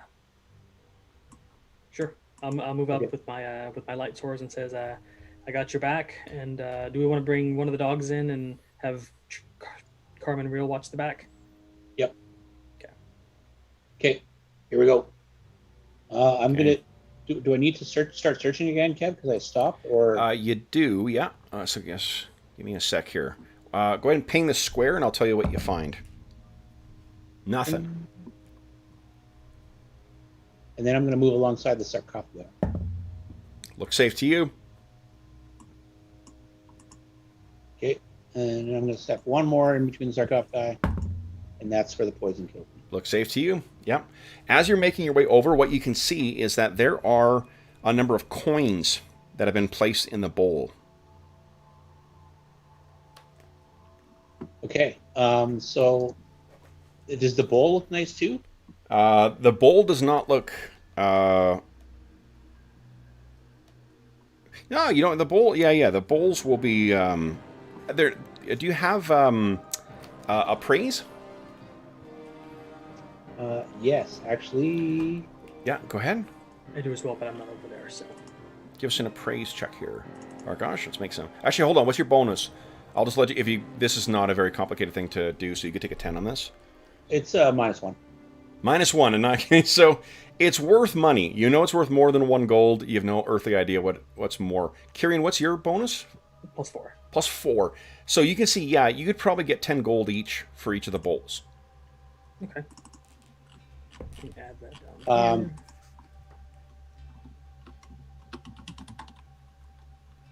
The amphorae, they look like they're going to be worth money. What you could do, Vargosh, if you want to make a roll for these, you can feel free to do that. I think we'll do that later. I think right now Okay. it's more important to get him out. So he's going to grab the bowl and he's going to like pour the coin into his hand. So there's about 25 gold, in gold coins in each of these. So 50 gold total you retrieve from the bowls. The bowls themselves are worth 10 gold each. John, are you putting this in loot? Prelude, yes. Okay. The amphorae look like they would be worth money as well too, but you'd have to really kind of give it a look to see what these things might be worth. If he wants to pass them to me, I can look at him while he's searching. Okay, so he'll scoop the coins out and maybe stack the bowls. Are they about the same size? Yep, they're almost identical, yeah. Okay, then he'll step back and pass them to you. Okay. And what about the amphora? Yeah, we'll go back and get those. Okay, here's the amphoras. Maybe pass them back to Carmen. Okay, so now, what I'd like you to do is, Vargosh, would you give us a reflex save, please? Now, you do have that rogue bonus when you took that level in rogue, so hopefully that will help here. Yep. Nice. So you go to grab this thing, and like as soon as you put your hand on it, this is where your, Conan in the Tower of the Elephant inspiration comes in, because you touch this thing, and as soon as you lay a finger on it, you realize how delicate this thing is. And in spite of your size and rage and whatnot, you're very easily able to carefully pick this thing up. You're going to need to be very careful with these. They are definitely going to be worth some money each, but they are quite fragile. We might not do something to wrap these up somehow so they don't break, because they seem pretty fragile. Okay. Knowing that, do I have to make a reflex save to? No. Now that he said that, it's just without having taken a look at it. If Vargosh had taken a look at it and tried to appraise it beforehand, there would have been no reflex save. He would have seen that right away. But just by kind of grabbing the stuff, he's also got two. I mean, every body you guys have encountered in the Barrowmaze has pretty much jumped up and tried to kill you. So he is also moving past in this enclosed area 2 bodies that are lying on the slab that have not yet jumped up and tried to kill him. Not yet. I will attempt to appraise these. Sure. So it would. I mean, at a glance, you can tell that they're worth money. It would take you a little bit of time to actually properly appraise them. Okay. But I mean, if Vargosh is taking his time, you think you could probably get, between 40 and, I don't know, somewhere in the middle of like 40 and 70 for these. Okay. And I'm intentionally shifting this around the middle point for you. So it's not really that it's going to be right in the middle. It'll be somewhere in that range. Gotcha. Okay, then I'm going to pass these over to Karam, because he's not actually holding anything. Okay. And tell him to put it in one of the sacks. And doesn't Karam have a shield now? You guys insisted on using the... Mm-hmm. He's going to put his weapon away and... Well, what about a shield? One hand, right? So he's going to just carry one of the amphoras in one hand? No, I think he's got to wrap it up in a cloak or something like that, and they're going to have to take it upstairs to the sled. Yeah. Okay. So Carmen and Real can take turns going up, and one of them leaving the torch here and the other one out. But I'm like, be careful. I don't want to be surprised when we get outside. Yeah, so if he wants to be careful, I just can't see him be able to do it in one hand. Well, no. Right, so he's going to have to put that shield. He doesn't need his weapons out right now. Okay. So he's got those. Yeah, so then he will be able to take one of those things. He can probably cradle both of them if you want. It's just that he needs the like his body free to be able to carry them both up. Yeah, just be very careful. Take them out. Come back for the other one. Set them down very gently by the sled. Okay, yeah, that makes sense. All right.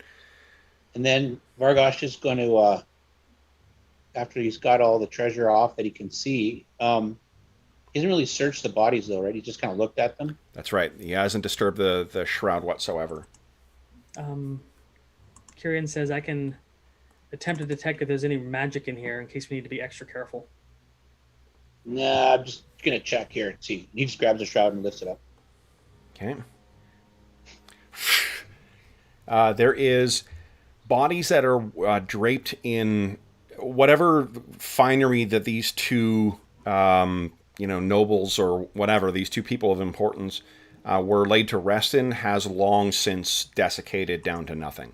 It is blackish gray robes that have completely tattered, and nothing but skeletal remains are left of these two folks. The skeleton, the bones look strong, Vargosh, or are they like crumbly? You want me to smack one? I would like you not to desecrate the dead.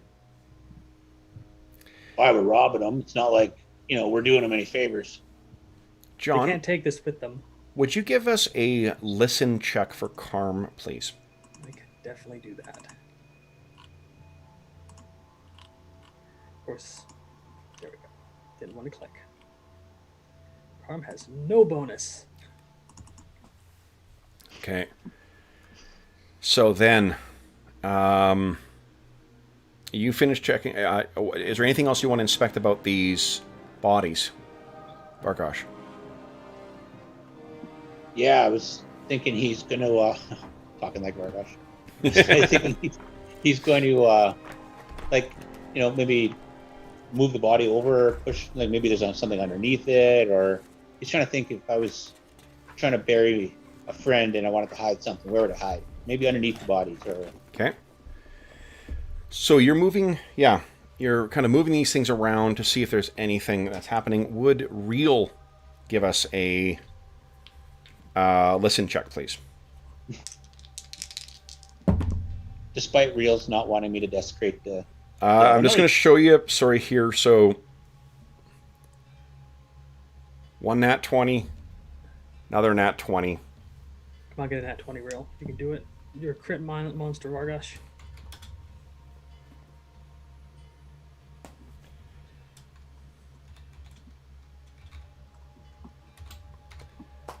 Okay. That's good news. Let's see. That I'm dodgy? No, something. What was Real's listen check?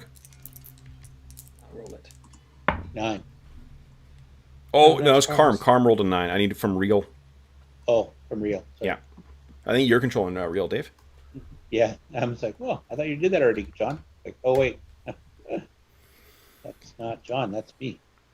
Oh! Nat 20. Okay. So, Nat. give me 2 seconds to just quickly finish setting something up here, guys. I sense my partner is in danger. Yeah, really? Okay.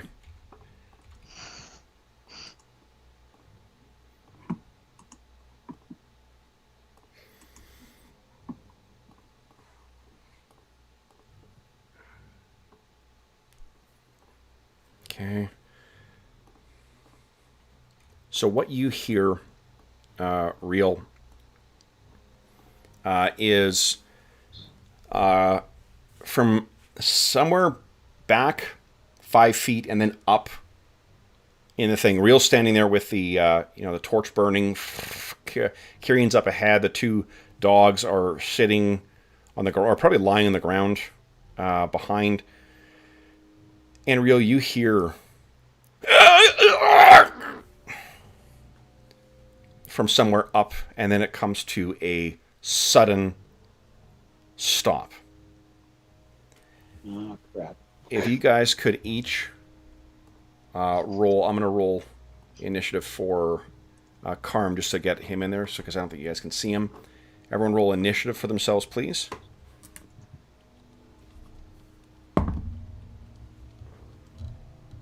Ooh, Okay. Wow Wow was on it. Wowzers. Yeah, that's great.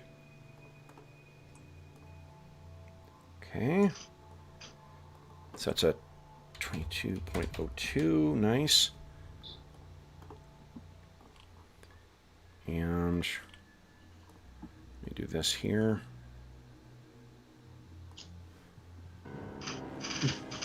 Bargosh just taking a nap.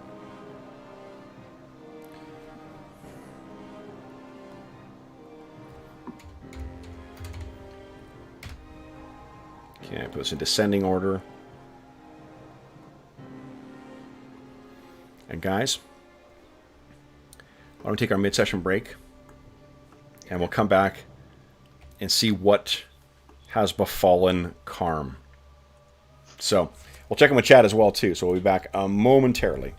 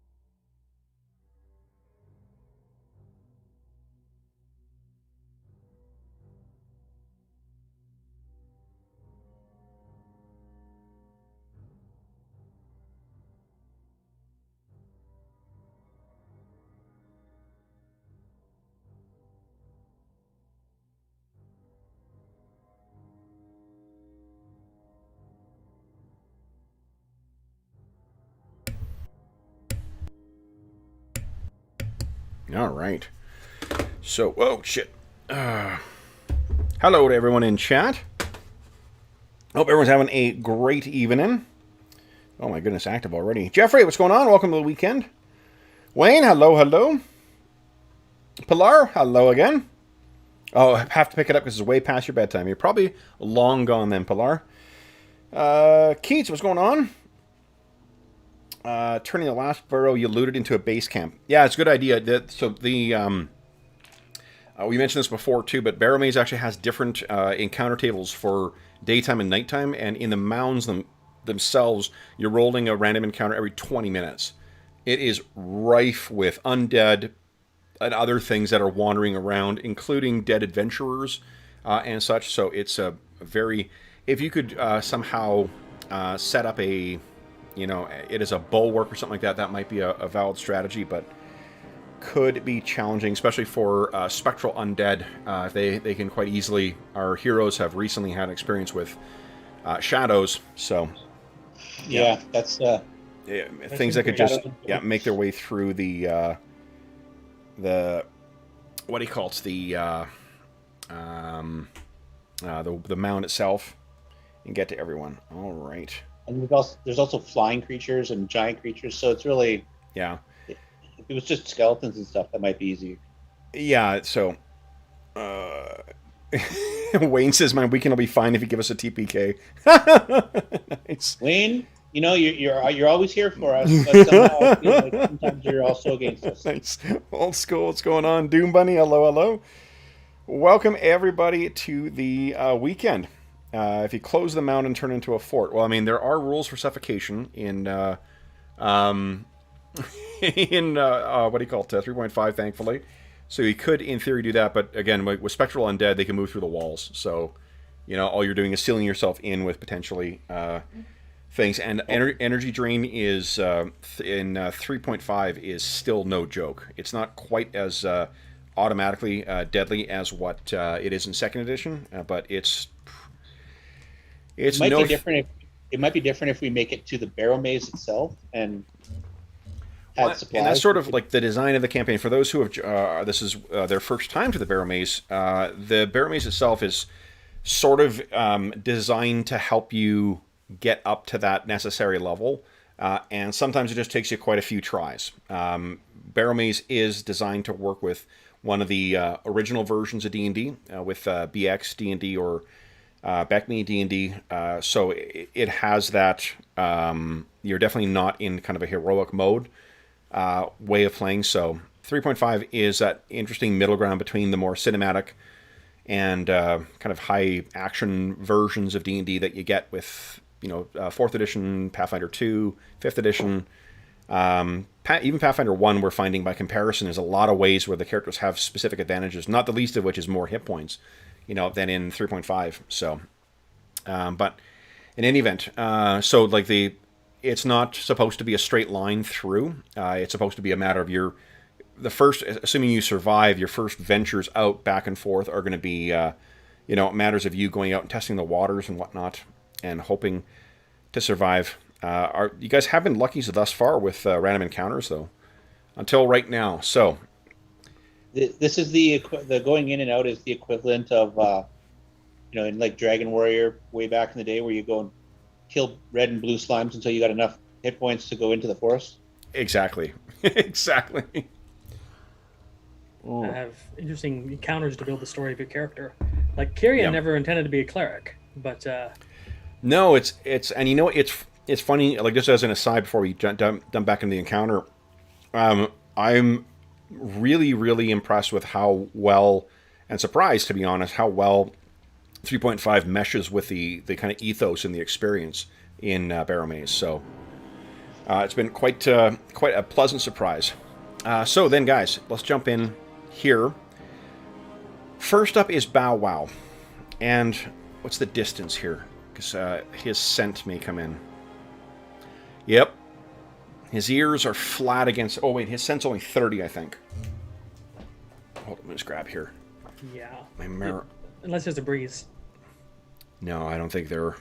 And they're down in the pit here, too, so... Yeah. I think they've only got a... Unless it's a really strong scent. Mm-hmm. That's up to you anyway. Yeah. So, yeah, his... I think his ears are flat against his head. And I'd like you to give us a will check, please. And he's got that level of dread, so whatever. Yeah, so that's -1. Dread is not quite as bad as shaken. If he fails this, he will be shaken. Well, he got a 6, so... Oh, fuck. Okay, so he's shaken now. All right, so... And... Would you like an animal handling check to try and... Yes, you can absolutely... If you take an action to do an animal handling, you can try and improve that. But I don't know what's going on, so I'm like, what's going on, Bow Wow? Yeah, so he clearly either smelled or sensed something. Let's go to my book. I will say, for those who... I know we've had a lot of folks who have been joining because they are existing fans of 3.5, but if you are a fan of 3.5 and you are, or you were a lapsed fan or something like that, or you're just interested in checking it out, I cannot say enough good things about this rules compendium. It's one of the later, one of the well, not the later, one of the last releases for 3.5. It is fantastic. I reference it every session we play a bunch of times, and I reference it while I'm preparing too. Because 3.5 is such a rules heavy edition, it's enormously helpful to have everything down there so you can get all the spot rules you need. Even for planning encounters and stuff like that, like for poison and whatnot, refreshing your memory, it's a really, really, really helpful product. Okay, so then, Shaken is only -2 on attack rolls, saving throws, skill checks, and ability checks. If he gets another fail from a fear effect, he will become frightened. Yeah. And frightened, I think, just... They can flee from the source of the fear as quickly as they can. They can choose the path. If they're pinned, no, I'll let you read it. Yeah, if they're pinned, they can fight. But yeah, that's got to be very specific. Oh, David looks great. Holy smokes! Alliance colors, I love it. Nice. Oh, I was thinking Blue Bombers, but yeah, Alliance too. Yeah, that fits as well too. All right, so then it is these things. Shit. That's what I should start doing, making WoW jewelry. Yeah, there we go. Heck yeah. All right, so let me just... oh, boy. Well, we've lost a henchman. I think you have. Because none of us know what's going on, and Real didn't shout out. Unfortunately, he is officially dead. Arm? Yep. Yep. Man. Okay. All right. Then it is Kirian's turn. So, Kirian, what did Real say when he heard that noise? I don't know if he said anything. Vargosh, what did... I didn't realize Real had heard anything. Sorry. Yeah, Real was the one who heard that up above. Real would have said, "Something's up there." Okay, so then Kirian, what are you doing? Well, until now he was gonna go to Bow Wow and try to convince her to move, but knowing Carm's in danger, because that's what he thinks immediately. Yep. He's gonna just try and run down the hallway up the stairs. Okay. Not taking any thoughts for his safety. Now, give me 1 sec. Hold your character right where he is. I'm just going to give you your appropriate lighting here. Actually, it's not dark up there, so you know you're fine. You're fine. Okay. Yeah, go ahead. Yeah, I still got my light, so. Yeah. So, only going to go 3 times my speed because I'm running upstairs. Yeah. So he's going to come up here, and he'll probably end up right there. Shit. So what you see is you're there just in time to see one of them, that there are 2 of these desiccated corpses that have grabbed different sides of Carm's neck, and you're there in time to see one of them yank and pull half of his throat out on one side, tearing part of his side of his head out, while the other one yanks it hard enough to sever the spine and yank his head clean off. And it throws to the ground. I guess that causes him to skid to the top and go, "Carm, no!" Having seen that, I would like you... Hold on. So how many hit points does he have, Kev? Carm? I'm just kidding. Enough. I actually did roll damage. I wanted to make sure if there was a chance that you guys could get up there and save him in time. Unfortunately, now that they're up here, let me... I'll move my token. One thing, and I don't know if this is always in the case or they changed it, but I felt like it didn't work this way before. Boom. The initiative tracker will stay on the appropriate thing. Oh, here we go. Dave means business now. We're armoring up. Dave's taking his regular action. Standard action. That's awesome. Oh, he's got the sword out too. Love it. All right. So, let me see here. What I need is a will save from you, please. Kirian, let me just set the DC before you... Okay, you're good enough. Sorry. Yeah, you're not. That's more than good enough. All right. I was figuring it's going to be a dread rule or something. Exactly, yeah. All right. So you get out and these things turn towards you. It is Wolf's turn next. What's Wolf doing? I think Wolf will run up there to find out what's going on. Okay. 1, 2, 3, 4, 5, 6, 7, 8. That's Wolf's normal move, right? Okay. Yep.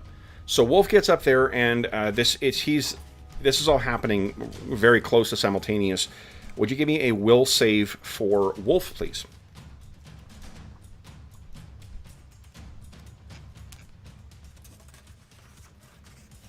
Okay. That's good enough. So it's a disgusting thing he's witnessed there, but he snarls in anger. So that was only his move. Does he want to do something else? Wow, Wolf's got some pretty awesome stats. I can't see anything with Wolf, so I don't know what. Oh, give me a sec here. Vision. And let's see here. Night vision 240 for this map. There you go. Oh, crap. Yeah. I think Wolf is going to snarl. Okay. He's already used his full move, so you have to like, and he didn't. I didn't declare charging, so Okay. yeah, he's done for now. All right. Then it is Real's turn. What's Real doing? Having heard Karm cry out. 15, 20, 25.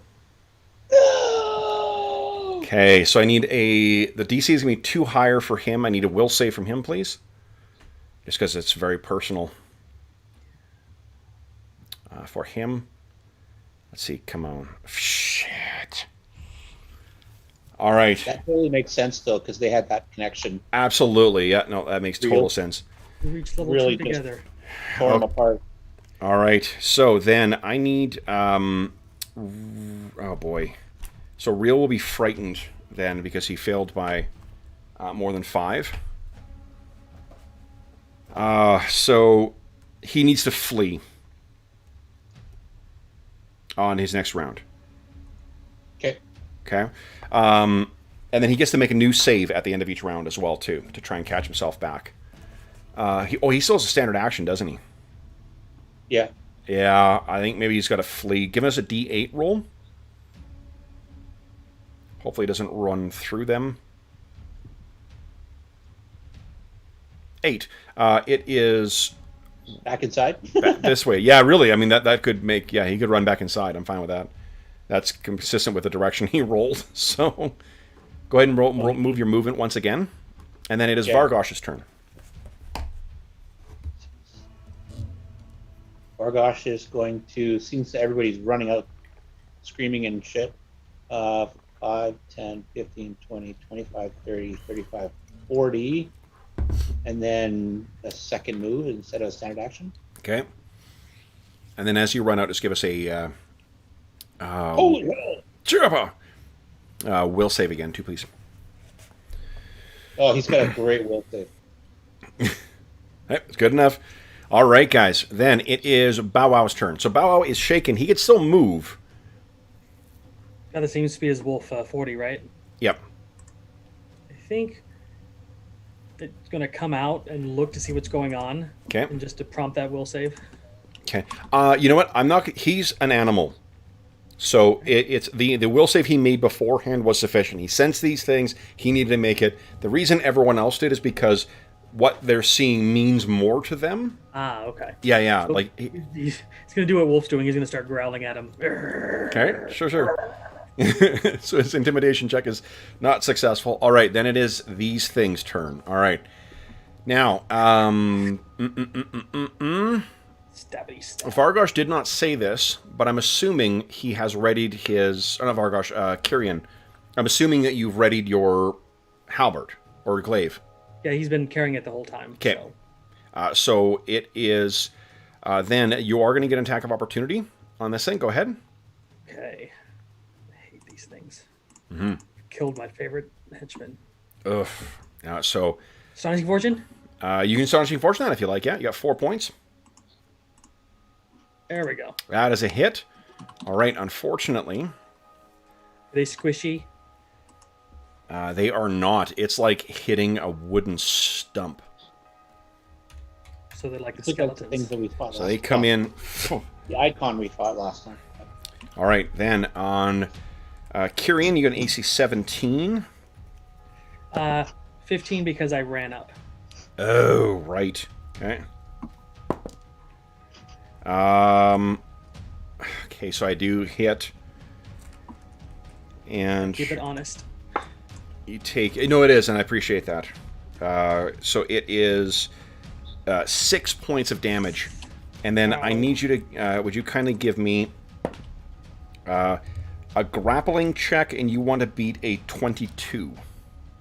Oh, man, I have to roll an 18 for that. Come on. Rolling. Nope. You want to spend Astonishing Fortune? What do you think, Dave? Yeah. These things are hard. Okay, I'll spend one. Okay. Come on. Rolling. Nope. You have a grapple button on the character sheet. Yeah. Yep. Oh, I missed it. Okay, Yeah, that's okay. It's 4. So. Oh, that's fine. That's fine. Yeah. Okay. So yeah, you. What happens is this thing gets in, and it grabs you around the throat. You are not going to be able to cast anything with a verbal component while this thing is choking you. Now you took that damage, but you're not going to take extra choking. It just has successfully grappled. Bargosh, this thing runs in on you. Yeah. 19. So hits you. First, you take, as it's grabbing at you, 8 points of damage. Oh, wow. And then I need you to beat a 14 for my grapple check. You want to spend Astonishing Fortune? If we both grapple, bad things are going to happen. Because you can't use big weapons and grapple. No, you can only use light weapons. Yeah. Yeah. Okay. You keep it at a distance. Yep, you knock this thing back. All right, then, Kyrian. So you are currently grappled. Yes. What would you like to do? Well, since I can't cast spells with verbal component, I'm pretty sure I can't order Bow Wow to like bite this thing. So it's well enough trained that it would still do that. Like I'm fine. You don't need to worry about whether it's a hireling, not a pet. So I'll give you some liberties with that. could I do like a knowledge check? Isn't that like a free action to figure out what this thing is? You have something that is around your neck that is choking you to death. You could spend a standard action to do that, but I'm not going to let you try and escape then. Like put yourself in the scene of where your character is right now. I'm going to try to break free. Okay. So go ahead. Let's hear. It's a contested. I'll roll first here to let you know. I didn't roll that well. You need to beat a 10. Give us a grapple check. Fuck me. Unbelievable. You want to spend Astonishing Fortune to re-roll that? I rolled really bad. It would be hard for me to roll worse. I could roll worse though. Hey. There you go. You're free. So you now things are deadly. Yes. So was okay. Was that a standard action? Yes. Yeah. It's always a standard action to free yourself. Okay, I think it might be a full round actually. Hold on. Is it? I hope not. That would be horrible. Resolving.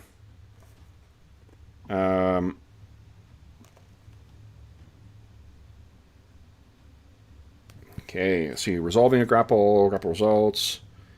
It's hilarious. There's 2 pages of grapple rolls.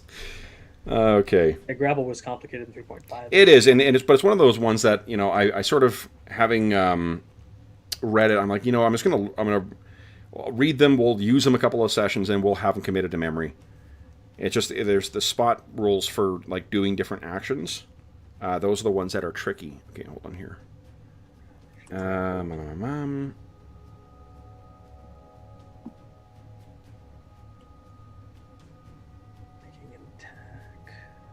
Okay, so different maneuvers. John, what's the button to try and map your move? Oh, like you click on something and it stops. It's in place of an attack, so you could make a move. Well, for your question, Dave, if you got a mouse, you can just click on your token and hold it, and then right-click, and then you can move your token. And hold on, I want to check one thing. I don't want to be cheese about this, but I'm not sure you could keep your hand on your weapon and free yourself from your grapple.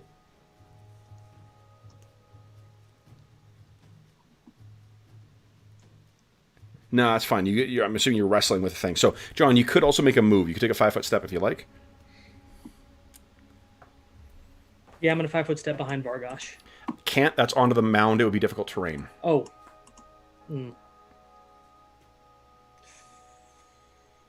5-foot step that way? Onto the mound. That's going up. Well, I'll provoke then. I'm going to try to move Okay. around this guy. So I'm going to try to get there. Okay, shit, there's 2 of them that have attacks of opportunity on you then. I have to risk it. Yeah. Well, one's in a grapple, so no, he broke free. No, yeah, they're both free, unfortunately. Why are you trying to move? Why are you trying to move?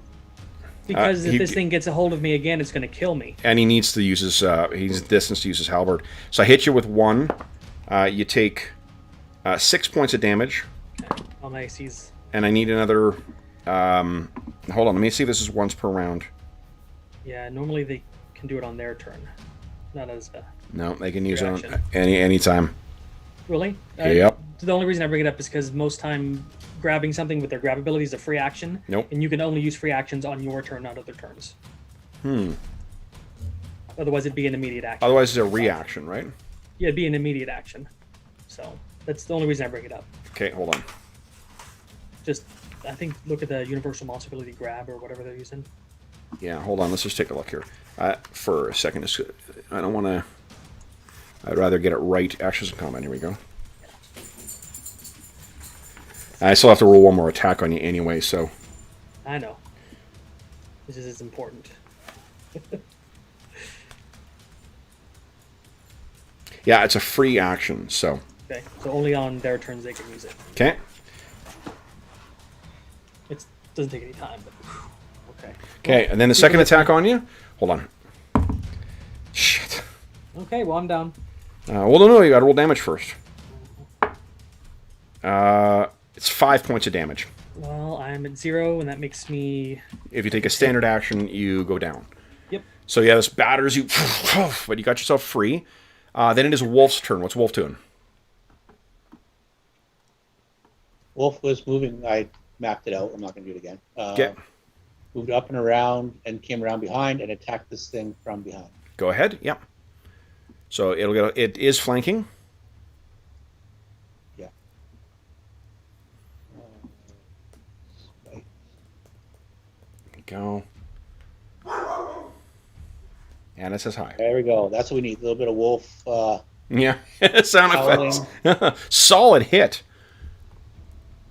All right. Yeah, it's tearing away at this thing. Then it is Real's turn. What's Real doing? Oh shit, making a save. Making a save? Yeah, will save, please. DC 12. Yes, catches himself running.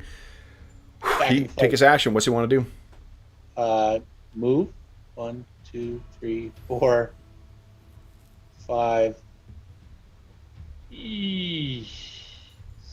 Next to Vargosh. Okay. I guess running out would you'd probably see that. Shit. I mean, Kyrian is reeling right now. Yeah, like it's obvious that he's quite badly beaten up. Right. But Real also doesn't have a potion on him, and doesn't know if. I do have a potion, so, and Yeah, I can he cure don't. myself. So just don't worry about me. Yeah, I'm trying to be real though. Like, Yep. I'm trying to be real. Oh, wouldn't Real want to kill the thing that killed his friend? Yeah, but also would Real put himself at risk, like turn his back to a foe to try and administer a potion that he doesn't even know you have? I think he's going to attack this round. Yeah, go ahead. That's what I would think. So Go for the wounded one. they're both wounded. Oh, Yeah, he was going to attack this one here. Okay, go right ahead.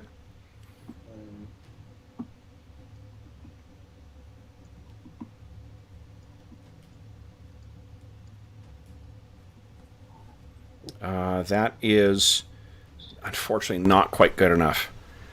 No doubt his grief is affecting his blow. Vargosh, you are up next. What are you doing? Vargosh is going to power attack the one in front of him. Okay. if you don't want to. Just got that flanking bonus now.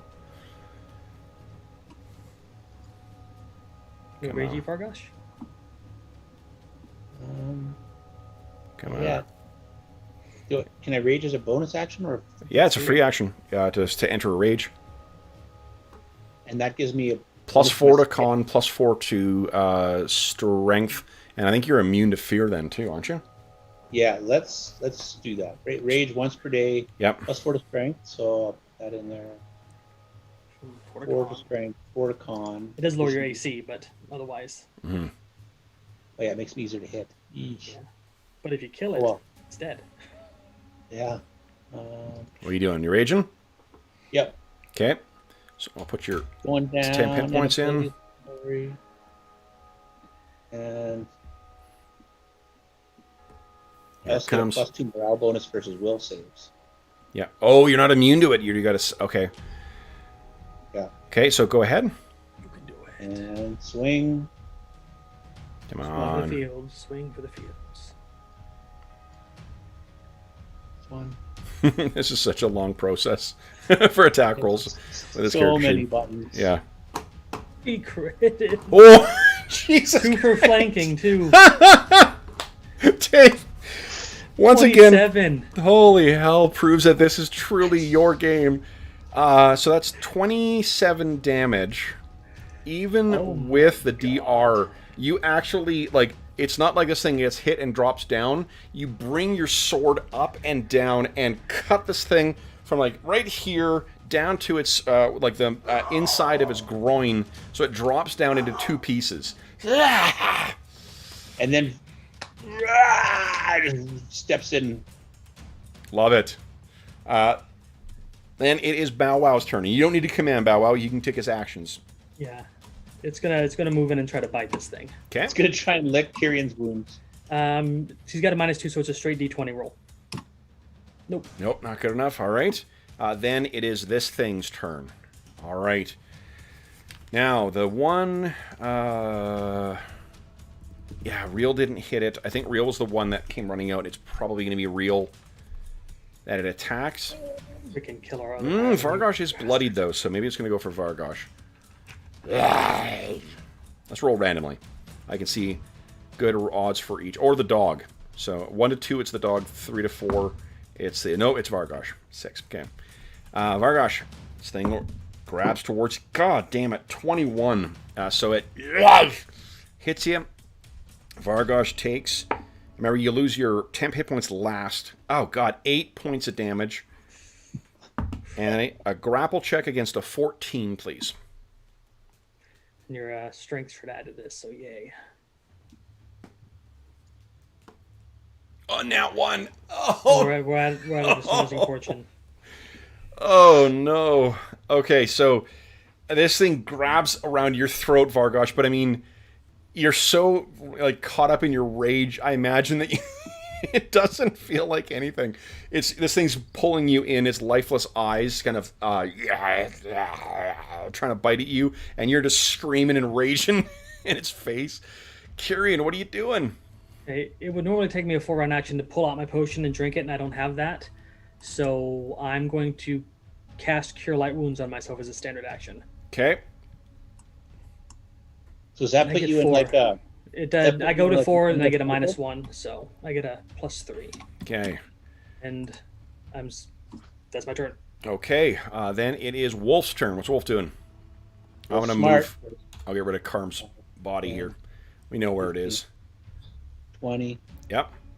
And Wolf is gonna bite again. Here we go. Gets flanking bonus against it. Oh, and it's also, it is flat-footed because it's grappling. So it's going to be a little bit easier to hit.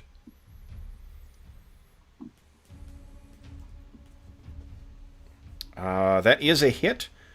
And tears off a little bit from it. Then Reel, what's Reel doing? Reel's gonna swing. So if he doesn't have a move action, just because I was looking at it earlier today, it's a move action to get a shield ready. So he doesn't have one out yet. He had to put it away before. So if he wants to get his shield out and then have that. Okay, so you can have shield out and then attack? Swing? Yep, absolutely. Yep. He'll definitely do that then. Okay. And he's flanking. Go ahead. That's a hit. Nicely done. A little bit of damage there. All right. And Vargosh's turn. So you get a chance to try and get yourself free of this. It's a standard action to try and get free from this grapple. You need to roll a 16 or better for your grapple. Holy shit! Wayne was shouting, Vargosh, Vargosh, Vargosh. Nice.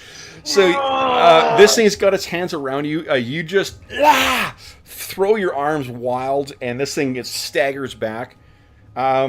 With the nat 20, I'm not going to let you take any of their action, but you know what I will do? You guys get another point of Astonishing Fortune. Nice. All right. Then you do have a move action, though, Vargosh, if you wish. So many nat 20s. Really? I think he's done. He's just gonna, like, get his hands back on his weapon and get ready. And drool and absolutely. Then it is Bow Wow's turn. He's not a wolf, so I don't think fighting in group tactics is his thing. I think he's just gonna bite him. Well, and Wolf's a person, so yeah. 11? Flat-footed? No, not anymore. Wolf is a person. Bow Wow. Yeah. Okay. So with +1, yeah, and it's no longer get flat-footed. So no, that's unfortunately not quite good enough. All right, then this thing's turn. It's getting hit from all sides. I'm gonna roll a d4, starting with Real. That is a 1. Real. You got its attention. All right, so this thing lurches towards Real. I rolled a 15 plus 4 is a 19. yeah. Real is hit for that's 6 points of damage, and then Real needs to make a grapple check against a 17. Not Real.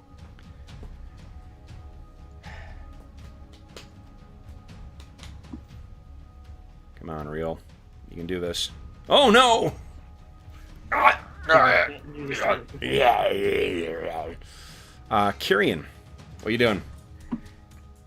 Oh man, I'm gonna move over here. You would have, from where you are with your halberd, you have a flanking bonus against it. Oh, I do? Oh yeah, and one of the downsides, you did incur a penalty for getting up that difficult terrain. You've also got elevation. I'll give you another +1 to hit. Okay. Well, I was intending to trip him, and Real's kind of in my way. So, I mean, rules is written, you can still try and do that. Mm-hmm. But he's grappled as well, too. So, like, if you bring him down, he's going to likely bring Real to the ground as well. I was just thinking the mechanical benefit of giving everybody a bonus to hit him if he's prone. Hit him. Hit him. Yeah, I'm just going to hit him. Screw it. Okay. So you said, you can get flanking bonus and a +1 from your elevation. Okay. Here, just a little bit over. Look at that! Fuck you, Johnny. Look at that! Holy smoke. John, what does it look like as you bring this thing down? So he basically just cured himself, stood up, grabbed his weapon, spun around and saw Real in danger, said, "Not today," and just over his head jammed it into the guy's head and split it in the middle. Yep. And it falls down limp. Okay, guys. So now you fought these things last time, Vargosh? Turns sad for a moment because... Is it on the ground or did it actually die? It's like yours. Like, he did so much damage to this thing. He bisected its head and partway down into its body before he pulled the glaive back. You still beat me by 4, so yeah. You still hit harder. So that was 2 nat 20s to crit it, though. Yep. All right, guys. Then I'm going to clear our initiative order. Oh no. So Carm. We can move. First one of this campaign, isn't it? Yes. Buried in the Barrows. No, we lost the priest. Oh yeah, right. Edric is down there too. Goodbye. We're taking him home though. His body's not staying in the Barrowmaze. I'll end my rage now. Okay. Oh. So you're fatigued now then too. Let me hit you with a cure light there, Vargosh, for 7. Okay. And that's my first level spell's gone. All right. So Vargosh is fatigued right now. Your arms feel limp. Fortunately, the 2 amphoras, they seem to have been stored, and very carefully, as because Karma's taken so much time to get those things, stored in place. It just led him completely oblivious to these things walking up on him. His 9 that he rolled for his listen check didn't help matters. Well, lesson learned. Buddy system from now on. Nobody goes anywhere alone. I'm going to drink a potion. Okay. The Persian of Cure Light, right? Yes. D8 plus 1? D8 plus 1, that's correct. I'm going to drink one as well. Okay. For 6. Oh, man. I'm going to be broken and bloody when I get back. Yeah. So then, guys, what do you wish to do next? Argosh is going to hand Real a potion as well. Yeah. It is... let's see here. That's 10... And he puts his hand on... That's 3 5s in a row. That's weird. He puts his hand on Real's shoulder and doesn't say anything. So you guys arrived here at 2 o'clock. It is currently 3:40. We need to get heading back. Yeah. I got 2 cantrips or orisons left, the Cure Minor Wounds I can cast from them. So if I need to stabilize somebody, I can, but we need to move. You might want to drink a potion or at least have one ready in case we get into another scrap. Mm-hmm. If we get into a scrap, first thing you do is quaff a potion. Look a little beat up. I'll just drink it now. Okay. Okay. And you are sitting on 1 point of Astonishing Fortune right now, so there is that. All right. Okay. Do we want to check the rest of this tomb out first, or do we want to go? I think that was it. I'd only checked one of the skeletons. I'll check the other one. I'll be right back. Okay. Buddy system. Take Wolf with you. All right, Wolf. Okay. So you do a thorough scouring of the rest of the Barrow crypt, and there is nothing else. There are no alcoves. You've heard that some of them have like alcoves in the wall that you will want to like look through to find other goods and whatnot. You've heard people found riches, like fortunes in them. That is not the case in this one. This seems to be a more simple barrel. Right, Wolf. Okay. Take us home. So, while he's in there, can I get out like a dagger and carve a symbol of Saint Yig into the broken slab? yes, you can. Well, I mean, like you can scrape it on the outside. You're not gonna be able to. Well, or just hammer. No, that'll make too much. Yeah, because like if you to get to chisel something in there, like it's stone. So, but what you can do is you can scrape a rough, thing, and it's just that it's not. It's gonna, in the right light, they'll see it. I just want to mark this place. Sure. Yeah, because it's about 10 minutes for him rooting around down there. So let's go back to the. Argosh should carry Carm, or no? We have a sled. You can throw him on the cart if you like, or the. Put him on the sled and pull the cart. Okay, so. Argosh tells Real doesn't have to pull his buddy. Okay, so here's where you guys are right now. I brought you over here, right? Yeah. Okay. So for the next 10 minutes, go ahead and give us move 2 hexes, please. Okay, 2 hexes. We'll go south. Okay, and nothing has happened in that time. Go ahead and move yourself 4 more hexes. 4, 1, 2, 3, 4. Pretty much following the path we took to get here. Okay. Likewise, making your way through the barrow mounds, keeping to your eyes to the thick fog around you, taking care to not get lost. Nothing else comes out. Well, Vargosh remembers last time that they were around here, that's when he heard the sound of that chattering and saw that enormous scorpion pass by in the fog. Go ahead and move yourself 2 more hexes for the next 10 minutes. Okay, and you guys are out. All right. Then, let us go back to... Did Carm have any family in town? No, Carm traveled here to become a mercenary with Real. So, Unfortunately, no. He has no one that needs to be notified. Didn't seem to keep himself to any, any one faith or anything like that. All right, then. So, guys, what we need is from Kyrian and Vargosh, would you each give us a survival check, please? Ooh, Kyrian's a little distraught. Yeah, the whole death thing's weighing on him. Vargosh, too. It's all up to you, Wolf. Yeah, it's tough. So. Alrighty, then. Let's go for Wolf for this first hour. All right. You guys may begin making your way through, trudging along through this deep and disgusting water. And mindful that the sun is definitely lower in the sky right now. It's about 4:40 right now. After this first hour, it is just shy of 6 o'clock. Guys, go ahead for your second aid check, please. Okay. Nice. Vargosh. And another hour passes. Roll 20s like I gave you 2 nat 20s. You're getting crap now. Uneventfully. Guys, sets 2 hours in. Wolf seems to be confident he knows where he's going. Vargosh, whoopsies, failed. Kyrian, okay, succeeded. All right.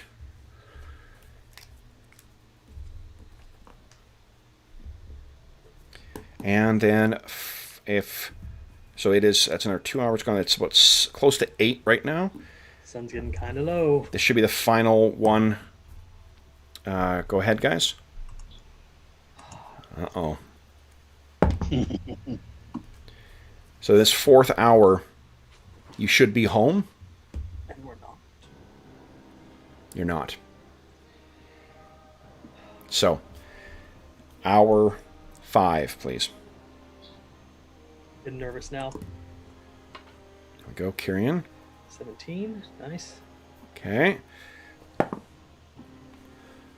Wolf has realized now that he's lost. But you guys are only about an hour off from home. It's night now, isn't it? Yeah. It is 9:40, so it's night. Fortunately, the chance of random encounter doesn't really change all that much. All right, would you guys each make a survival check, please? Kyrian. Vargosh got 14. Okay, so plus 8. At 20. Nice. And only an hour late, well past 10:30, guys. You come staggering out of the thick moor, and you see your way through to home. All right. So, as you guys stagger your way into town, how are we? No one has any... Oh, you know what I need is... So of the survivors, Vargosh and Kyrian, would you please each make a fort check for me, please? Yep. Kyrian, you're fine. That's why I was like, let's heal up Real, because I'm not sure what his check is like. Yeah. I don't think Real took any damage.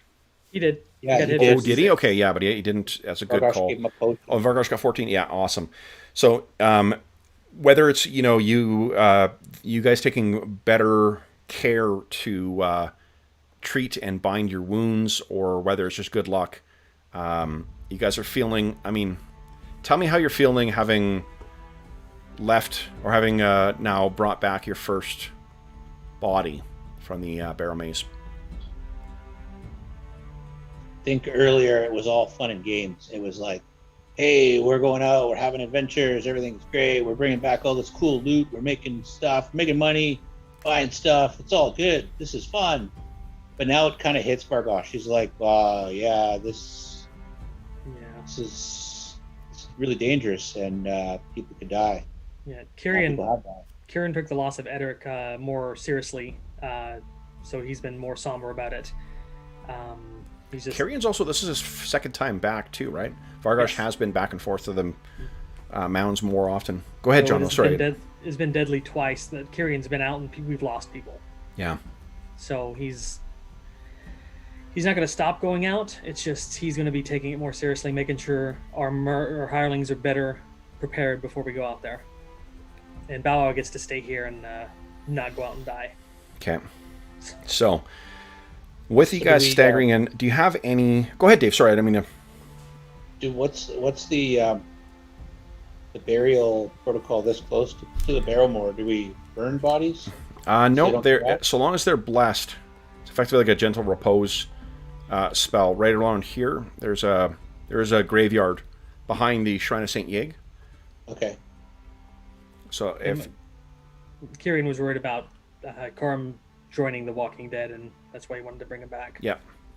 Well, and what the others can tell you is that all those tomb robbers who had left you in kind of a coma, when they returned back to that, they left all the bodies where they fell, brought you back, and then when they returned, every single one of those bodies was gone. So Kev, my save is only at 15. I just realized I had my bonus on there still from Rage. 15 is still good enough. It's only a DC 10.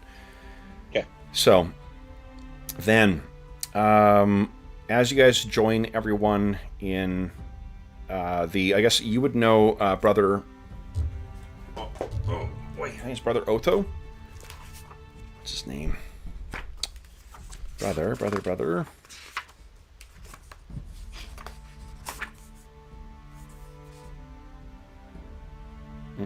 Othar. Brother Othar will take the body, prepare them, and... Yeah, I agree to have a rush. Yeah? Okay. Bury him as he was when he came, and Yeah. but I think Vargosh is like, take the battle axe and shield back, but pay to have like a nice headstone. Yeah. For Karn, Okay. or at least a proper ceremony, and we'll have a feast to him that night. Okay. No, we won't eat him, but we'll Feast of him. All right. For him. Yeah. So then, yeah, the ceremony, that'll be tomorrow. They'll take the body in and take care of it, put the appropriate blessings and whatnot on it. But it'll be tomorrow when they bury him. Mechanically, do either of you guys have any training in healing? I believe I took a point of that when I became a cleric. Yes. Okay, so it said, what's your bonus? +2. +2. Okay, so it's a DC 15 to care for more than one person, but if you're going to be recovering and you want to take the full day, you can't do that at the same time. So, well, I got 2 cure minor wounds I can cast. if you still have spells left, yeah. Like, what do you want to use up for today? I'll hit Vargosh with the 2 of them, so he gets 2 more hit points. Okay. So you got a little more back. Then I so will just try to care. Real has 1 point in heal, and he's healthy. He doesn't have to do bed rest like the rest of us. Yep. So he could make a check if you want. Yeah. Yeah, I don't think we're going to go out the very next day. I could cure myself tomorrow. Did you guys actually purchase a healing kit? I know there was talk of that last time, but I don't think... Rikus got one, but... Got it. Okay, so then it won't be the party, yeah. How much is a healer's kit? I may just buy one for my own use. Healer's kit is, I think, like... what was it? 50 gold? I think, yeah, 50 sounds about right. It's 50 or... It gives you a +2 bonus to make checks, but every time you use it to make the check and get a +2 bonus, it takes away one of the 10. Yep. Okay, 50 gold. You're right. Yeah.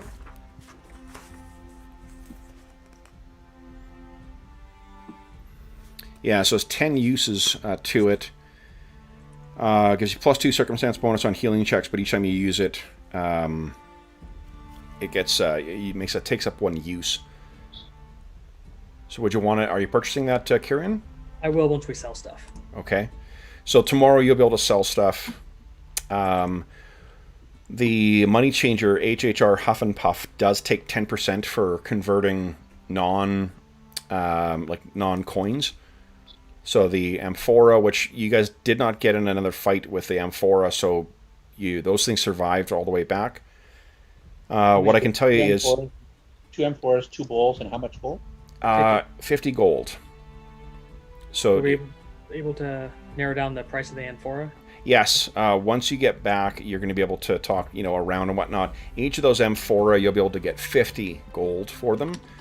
So that's 100 gold from them, plus 10 for each of the bowls is 120, less 10% will be 108. Okay. So plus the 50 gold divided by 2, because 2 PCs. Yep. We're not giving the hirelings any, right? Hirelings, they got paid for that 1 gold, that's it. 79 gold for me and Vargosh. Okay. 79 gold each. Yep, so tomorrow you'll have that. Tonight, then you will each... well, I guess if you want real... Actually, I owe Vargosh 80 gold. Oh, okay. This covers it. And do you have enough money left over, Kyrian, to buy the healer's kit? Well, Vargosh said it covers it. Are you going to let me get away with owing you 80 gold? Okay, well, why don't you buy what you want first and then pay back? Okay, I can give you 40 gold at that point then, because I've got 91 on me. Okay, so... and then... And a smattering of silver pieces. I'll pay for the room. It's 2 gold. 2 gold, yeah. Okay. For 2 rooms. So I'll pay for the room and another 2 gold for drinks and food. Okay. So that'll be suitably morning Karn. So what you can do as well is, since you spent the money on that too, I think it's going to raise everyone's spirits. I will let you get another point of astonishing fortune back. Yeah, I gave you 40. Yeah, okay.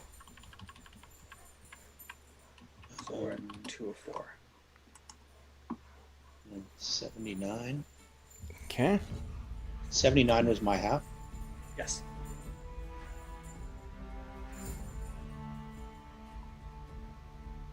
And Kyrian's kind of a stickler for keeping his word, because he's lawful.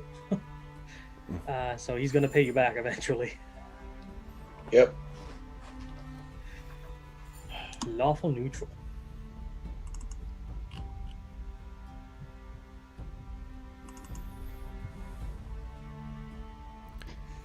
One battle axe. We should save that for one of the other hirelings. Yep. Okay. So then, is there anything else you're doing this evening? All those purchases will have to happen tomorrow. Although by the time you guys get back, everything's closed. So, yeah. Where is it here? We have to rest for the day if we're gonna get hit points. Yeah, if you want to recover the full increased amount of hit points, you have to spend the full day resting. I'll just you rest. I'll get spells in the morning. I'll touch up who needs it. Well, I guess what Dave was saying before, though, is that it's 6 of one, half a dozen of another, because you're either exhausting all your spells and then you can't go out, or you're resting all day and you can't go out. Oh, okay. Right? Because if Real is successful in administering it, I think you guys are getting 4 hit points per level. Oh. For the full day resting. That's 8. Yeah, no, if that works. Yeah. Okay. So we want to give Reals. So we slept all night. Yeah, and he can use my healer's kit to get an extra +2 to his roll. Okay. Use up a charge. Okay, so then 1 charge is gone. Then give us a heal check for Real at +2.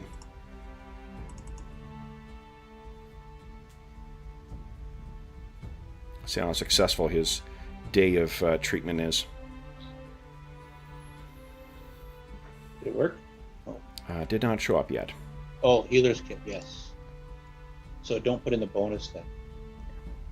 I'm guessing. If it prompts you for a healer's kit, yeah, you shouldn't have to. I'm just gonna try it again. Okay. Healer's kit, yes. What's in there? Nice, bang on.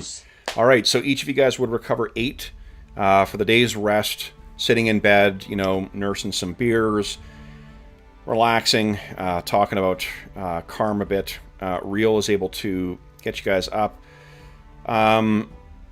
So Mulcox and Lawluck to secure them for the day, and Bow Wow and Wolf, and Real for that matter. You guys, it's 1, 2, 3, so it'll be 5, 5 gold. Okay. I'll take 3 of those, John.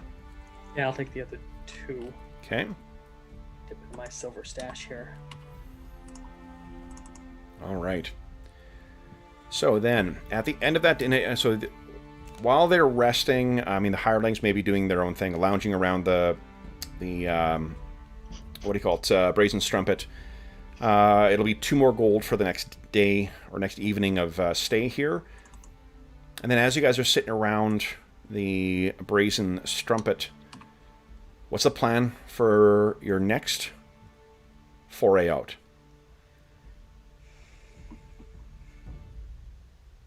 How are you doing money-wise? I'm getting kind of low. Spent a lot on that healer's kit. Mm. Yeah.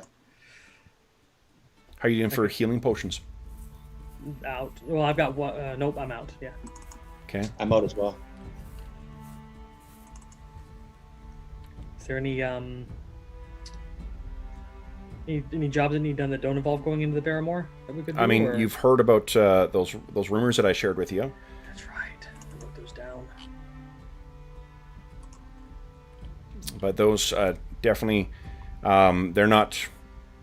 They don't pay. Like, they're not hiring you to do it. It's things that you can do to try and increase. If you got a favor from them instead of getting influence, you may be able to cash that in for immediately for a what do you call it, for your healing potions. But I spent that one already.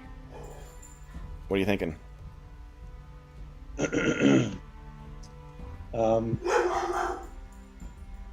Yes, Anna says we should do some work for the Church of St. Yig so we can get some healing potions. Yeah. Okay. Sounds good. So what do you recall? Both of you had heard about things that had gone on a couple of... This is now, unfortunately, going back several days, but what were the things you heard?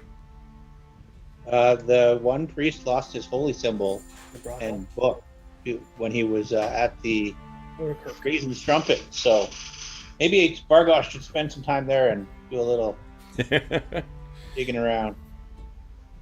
Although he's not really the one who probably should be doing that, because he's not the brightest and or charismatic or anything like that.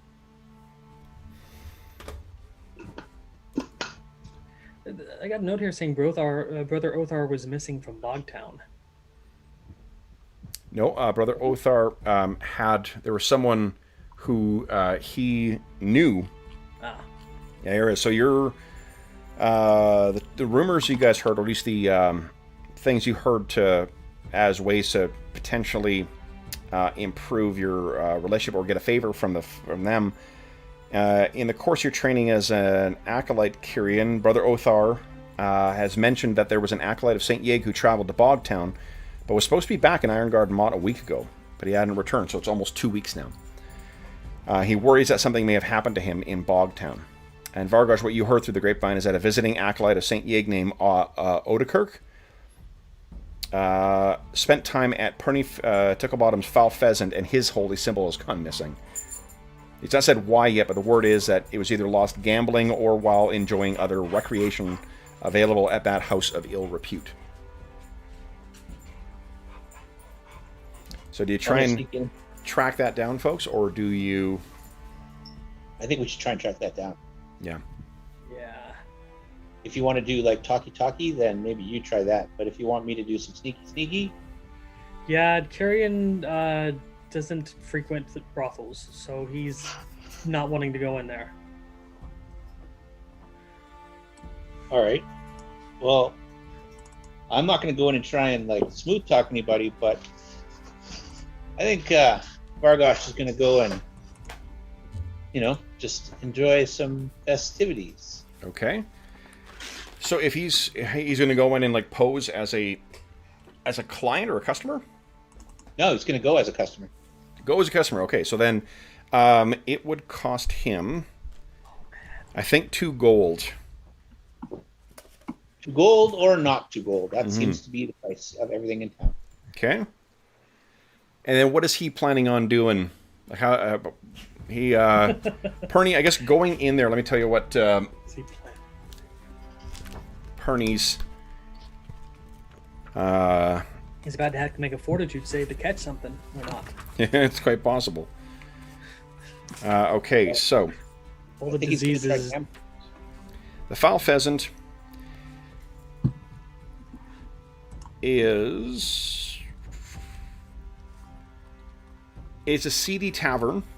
So on its front, it seems to be just another tavern, much less, much less nice than what the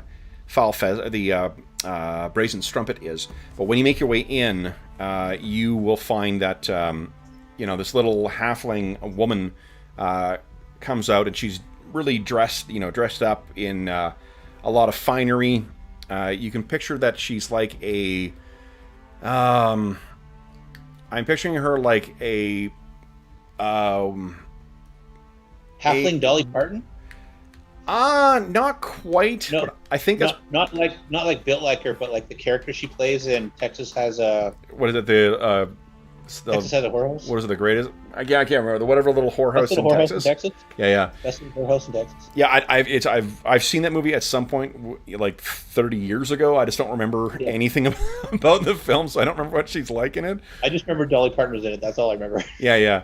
I'm picturing she's extremely friendly. She's like very outgoing, very like letting people at ease, but also someone who, like, when she snaps to it, she's got that kind of voice that has a control where she can kind of get people to listen to her. You can see that there are in the front room of the Foul Pheasant as well. There are a couple of patrons who seem like passed out near their drinks, and then there are two fairly large human men in here as well that seem to be casually eyeing things. I know, sweetie. Hello. Anna says hi. Hi.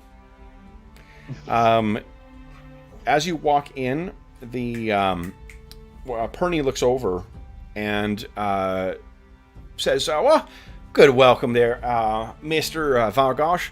Don't think I've seen you round these parts before.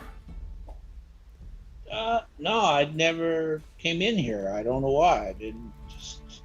Well, I tell you, I was about ready to take some offense to this.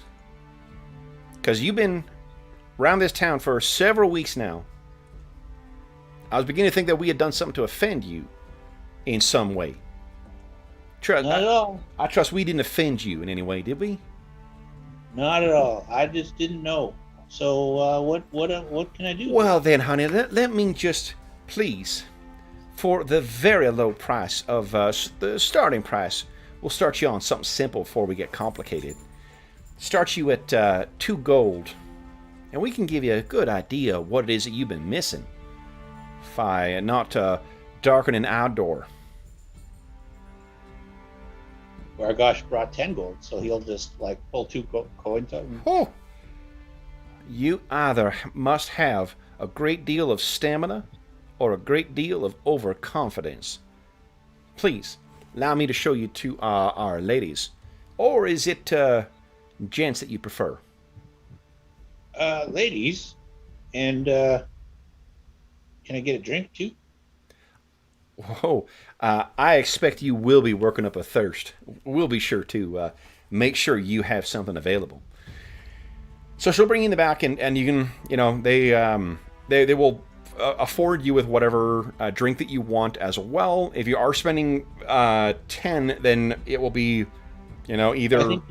I don't think he's going to spend 10 right away, but he brought extra just in case. Sure. Other things to do. Like, so how do you see this sort of playing out here? What is he? How's he trying to sort of get information out of this experience? I think he'll, just have some fun and ask, some questions about this establishment because he's new. He's never been here before. Yep. Who all comes and, do you ever see different types of people and blah, blah, blah. Just get the girls talking and. Okay. And then try and steer it every once in a while over to, do the clergy guys come? I don't know. Yep. Kyrian never comes here because he's, scared of Saint Diego or something. Okay. He's not there. He's heard things about the brothels. Yeah, but you don't need to know any of this. I'm just. Yeah. I know. Okay. So let's do this. Because you are spending, you got money to spend. Why don't you give us a diplomacy check at +2?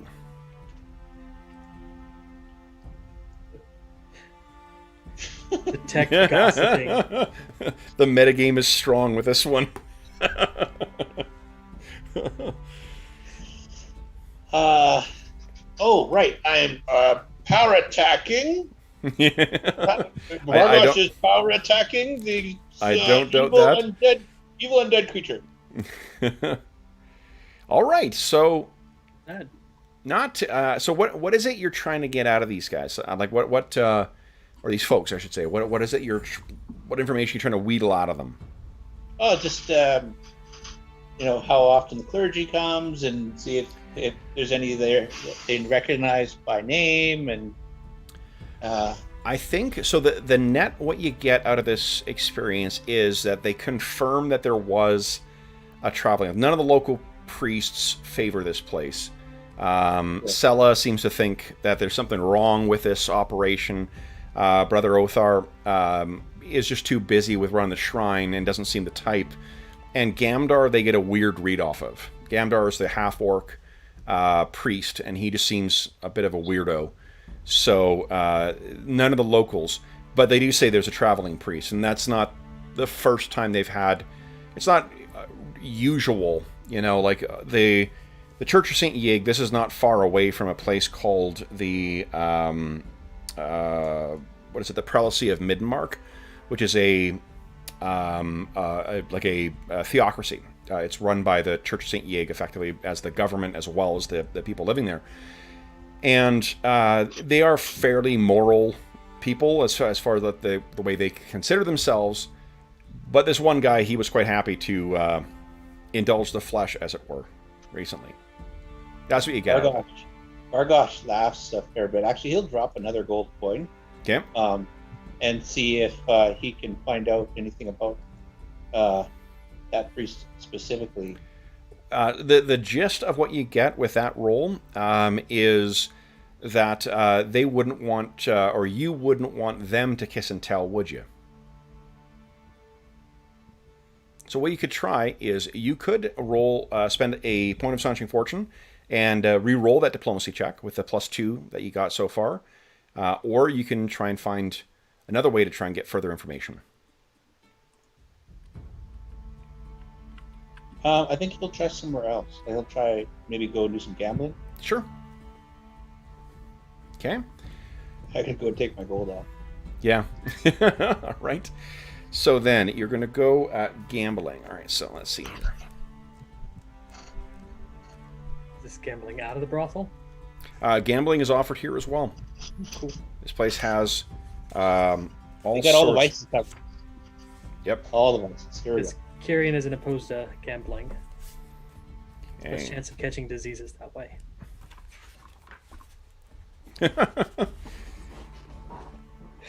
I'm working on why he became a gladiator. I'm formulating a backstory. Okay. Because you got an STD?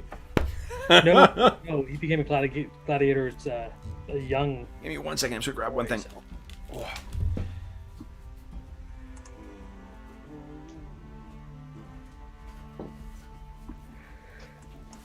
All right, He so just Dave. has a lot of. So, what I am thinking is, here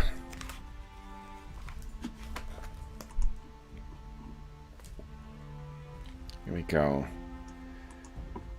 While this is going on, what are you thinking of doing with your day, Kyrian?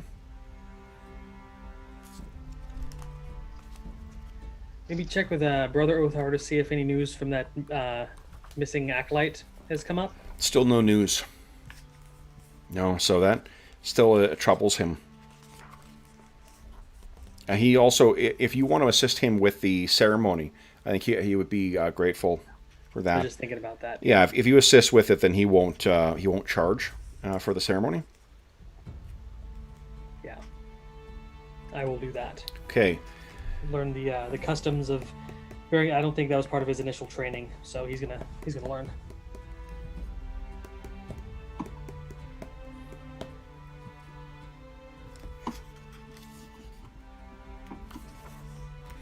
All right, so let's see here. I think we're just gonna keep it simple for now. You do not have a profession with gambling, right, Bargosh? What, do you have any points in any profession? No. Okay. So why don't we do this? Go ahead and give us a... He's not that bright, so... Yeah, so I think, and some of the card sharps that are going to be in there will have it. So let's set a difficulty for you. Go. Oh, shit. Well, you've been rolling a lot of 20s, so... Go ahead and... Yeah, you'll never know. Give us a roll plus your intelligence bonus. You mean his penalty? Yeah. I was trying to put it in a more favorable light. So he can't exceed 19. If you roll a nat 20 always beats anything else. Okay. So, you are taken for... Let's see here. Oh, 6 gold. Jeez. Over the course of this fierce gambling session. Now, in spite of losing that, did you want to try another... you're not going to get a bonus here. You can give us another diplomacy check, just without a modifier. See if you can chat up some of the people here. Told you this is not my forte. No. Characters doing things they're bad at is always one of my favorite things. Yeah, so. this is totally a player not playing to their strengths. I have a -1 in diplomacy. Yep. Not astonishing fortune. I think, oh yeah, astonishing fortune. Yeah. You know what? How many do we have? Just the one? 2. 2? Yep, you raise the spirits of everybody by buying extra drinks. Yeah. You know what? I'll do it. I'll it's because right now with that 5, I'm thinking Bargour is getting angry for losing his money, and he's not going. He's not disguising his questions very well or anything. Yeah, yeah. No, like that would actually shut down, I think, because it's so poorly. All right. So what is it what are you sort of asking around about with this group of gamblers? Okay, he's not that smart. And it's like a mix of there would be like some merchants who are passing by. There may be some hirelings who are trying to gamble in this high stakes kind of thing. Maybe 1 or 2 adventurers from other groups that have come by. Yeah, I think Bargour is. I think he's. I think he's just going to chat about wandering people coming in from out of town, and how often because he's new to Helix, so how often they get people in from out of town, and people that come and go. Is that regularly? Is that possible, or is it just kind of a one way? People come here and spend their last of their days here, or how is it? So hold on. Are you just trying to find general information about the location, or are you trying to find something specifically about this priest? Well, I think he's just using that as a lead-in to... Okay, so like that, we're assuming that's kind of happening. All we really want to know is what's the information that you want to get out of this stuff. The other stuff would be role-playing of how he approaches it. Yeah, he wants to know if anyone is able to win anything off this priest. Specifically, Holism. So what you find over the course of talking to this, there is, let me pick a character here who would be one of the gamblers from one of the rival adventuring groups. One of the things I do like about this too is there's rival adventuring companies within here. Someone from the Northern Reaches, his name's Leaf. He's a thief. Leaf the Thief. Leaf the Thief? Yep, he's part of the Norse Whisperers.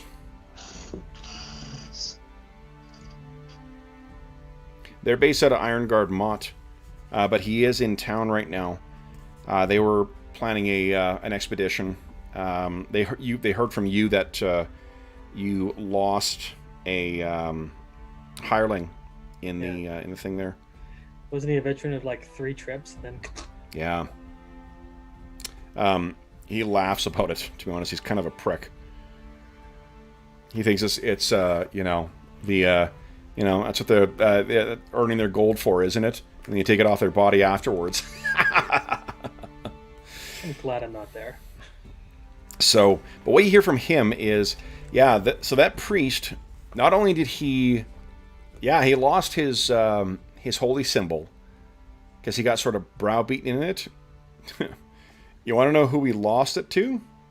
Yeah, that'd be hilarious. He lost it to Krothos Ironguard. That sounds familiar. That's someone out of Ironguard Maw. Krothos is the son. You don't need to make a roll for this.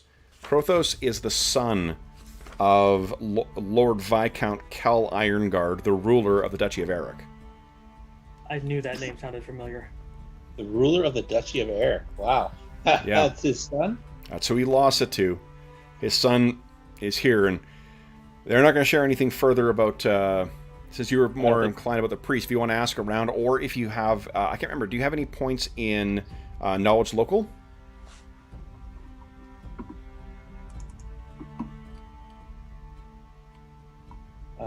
Yeah. Nice. No? I Okay, don't. shit. No. He's got a bonus to it? No, it's a skill that I have access to with regular amount. Oh, shit. Knowledge Local is a super helpful thing for just getting the lay of the land. Well, you know what? I think I've been playing Vargosh similar to I played other characters that as stuff comes up, I'll, kind of opens it up. So maybe I'll take like gaming and knowledge local with his next level. Yeah. Well, if he takes it in Thief, he's going to have a lot of skill points. So then, well, I mean, less so because of his intelligence. he gets the base -1. Jesus. So 7.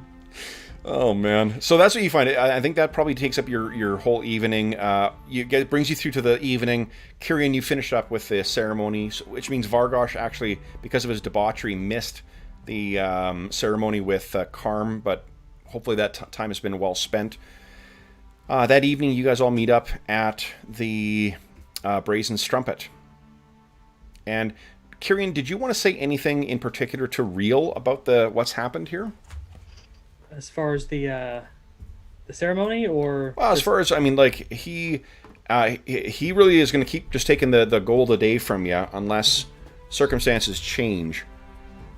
Okay. Speaking of which, you guys need to cross off another 5 gold. Now again, these people don't automatically leave if you don't hire them the next day. We just have to make a roll to see if they happen to wander off or not. I think we would not pay for Mulcox and Lolok? Okay. Yeah. Like I would, if you want to keep Bow Wow, John, I'm totally cool with that. No, Bow Wow disappointed me. The fierceness that dog displayed when she met Rikus, or was it Dark Star, George's character. George's character. Yeah, I'm disappointed with Bow Wow.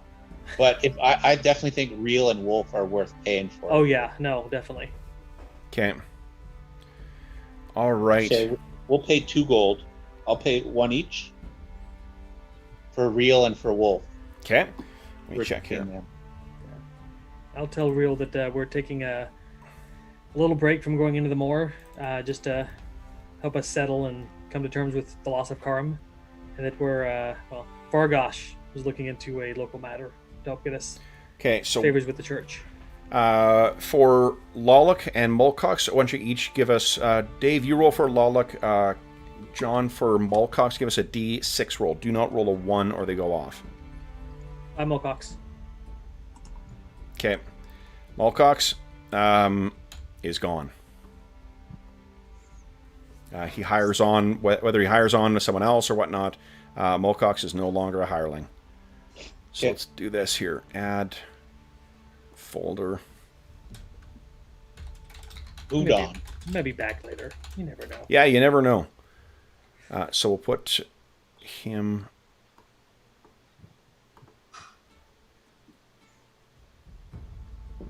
Okay. Okay, let's move him up. Where are you? Mulcox departed... Oh, shit, I've made it small. 1 sec here. Dang it. One of the people in chat agrees with you, Dave. Keep the wolf. Okay. All right, so I'm sorry. And so Lolok, he's not being paid this day, but he hasn't departed. So Lolok, next time, if you don't pay him tomorrow, it'll be a 2, a 1 or a 2 on a D6, and he'll be gone. What about Wolf or Bow Wow? You're paying for both of those? No, just Real and Wolf. Bow Wow. I should roll for Bow Wow. Yeah, give us a D6 for Bow Wow. Nope, hasn't left. So he's in town. So let's do this. I'll put on here a ticking clock. 1 so far for Bow Wow and 1 so far for Lollick. Now, all 3 of them are still going to get a share of the XP from today. Mm-hmm. They're just, not going to be around. Okay, so you're only keeping Real and Wolf. Lean and mean. Alrighty. So then, as you guys are talking at the end of the day, Lollick and Bow Wow will throw themselves back in the sort of at Ocean's mercenary guild tomorrow. What are you guys planning on doing tonight? I guess tomorrow is the plan. So Vargosh shares what he has learned. It's going to cost you another, now only 1 gold for the evening, because you don't need 2 rooms. I'll fork out the gold for tonight. Okay. Okay, good. What are you guys thinking? Tomorrow's going to cost you 2 gold for these guys. I think we should do something with the day, or tomorrow anyway. What do you think, Vargosh? There is somebody that went missing from Bogtown. Should have been back almost 2 weeks ago. Do you want to head down to that area and take a break from the swamp? From where? To Bogtown. Oh. So would we go towards Ironguard Mott and then down the road? Mm-hmm. Yep. Yeah, I think we could do that. Remember the froglings on the road? I remember them, yes. Those things almost killed us. But there was something else. So Vargosh shares what he learned about who won the priest's holy symbol in a game of dice or whatever. Yeah. It's the son of the Duke of the Duchy of Eric. Interesting. Is that information we want to give to the church? They can try and get it back. Must have been a real fancy holy symbol if he was really worried about it. You have not heard anything from the church. Brother Othar's made no mention of this guy losing his holy symbol. Right, but we heard about it. Was a rumor that I heard, and then now confirmed where it got lost to. So the church might not even know yet. But is that something as a priest that you would? If you were the priest, you probably wouldn't want that known. But if you were the church, would you? It was a traveling priest that lost it, right? Yeah, he wasn't a local priest. He's the one who brought your stuff. He brought your holy symbol and book and whatnot, and he lost his. Yeah, I think we should tell Brother Othar. At the very least, because it might tie into the missing priest. You just can't leave that rock unturned. Maybe. Okay. So we'll go in the morning. We'll go see Brother Orthar and let him know what we have learned. Okay. I might leave out some of the details as to what I was doing it. You don't say. Went for a drink, played some dice. I'm not a priest, so I don't have to be chased or whatever. But I don't have to be chased either. Just I don't need to give him all the details. Okay. Now hold on. I'm trying to find something in here. Fortitude save after my night at. I used some of the rules in the Ultimate Campaign book from Pathfinder to roll up a few interesting quirks for Kyrian that haven't had a chance to come out yet. So. Okay. Now, hold on. I'm trying to find something here. There is a great. There's a great table in here that has the you randomly determine who's in the brazen strumpet at any given time. And I'm wondering whether Krothos might be in here. Just trying to find. What's the chances of him being in town? Yeah, because there's a chance. Well, not even in town, but in the bar. Here it is. Brazen strumpet things. All right, so. Dave, since you were the one pursuing this, give me a percentile roll, please. Boom. Okay, so he's not here tonight. John, give me a percentile roll, please. And do. Okay. His, sidekick is this real creep named Olus Blackfell. And he seems to be the one who kind of like encourages Krothos's worst impulses. Neither of them are in the bar tonight. Okay. That's good. We probably wouldn't have been talking about them openly. It's a busy enough place that you guys could have this conversation safely. So tomorrow, it would be a little hush hush still. I think you're paying for Wolf and for Real tomorrow, right? 2 gold. Mm-hmm. Yeah. Okay. Then why don't you give us John roll for Bow Wow and Dave for Lolok, a D6. Oh, bye, Lolok. Lolok's gone as well. Okay. Bow Wow is fiercely loyal for some reason. D6. Okay, so he's or just like can't be hired by anyone else. All right. So Lolok. If nothing else, the room that extra surcharge they were charging for how badly they smell, and you had to get them to have the bath. You're not going to incur that cost anymore. But Bow Wow still is here. Now, what do you guys wish to do today? You paid for that. If you're intending on staying again tonight, it'll cost 1 gold for the room. But what do you want to do with your day? We'll start with checking with Brother Othar. We're going to let him know about what Vargosh learned. Okay. You are getting close to... sorry, did one of you guys get Karg to start working on something, or did you decide to hold off on that? Oh, you did pay for that. Yeah, and Kyrian put up front as well, but it's probably be done after Dave's. Okay. So then if both of you guys have, then the... And I have the money. If it's ready, I can... Okay, cool. Yeah, so you guys are 3 days in, plus the 1 day you guys spent exploring. He's 4 days into his projects right now. I'm just keeping track of that. Okay. I'll go down to... After we go to Brother Othar, I'll go down to Carl and see how it's looking. And Yep. Carl Bergour. You can see him every night in the Brazen Strumpet. Then it is... so you guys will go see Brother Othar. Give us a percentile roll. See if he's available today. Sure. I'll let you do that, John. Yep, he is around. So you meet with him, and I think he's... maybe he's helping Scylla prepare... Gamdar's cleaning up inside. He's helping Scylla prepare the materials to create more healing potions. He with his big smock on, takes a walk with you outside in the back near the graveyard. And he says, Kyrian, then what can I do for you? Well, I've come to you with a matter of might be some concern.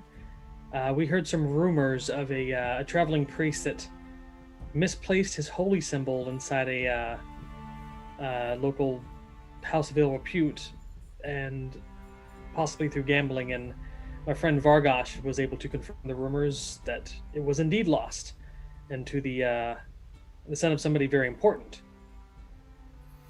I'm not sure if that... He kind of nods his head and he says, Kyrian,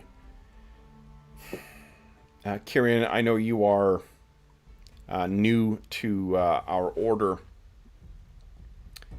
and this far away from Thyatis City, it can be easy to see the faults in others and to think less of them for that.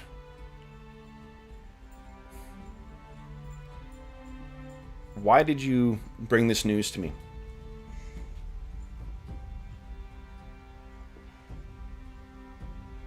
He pauses and thinks for a moment. He's not one for keeping secrets. Kyrian will say that he's not one for keeping secrets, and he thought it might be of interest to the church, especially with the missing priest down near Bogtown.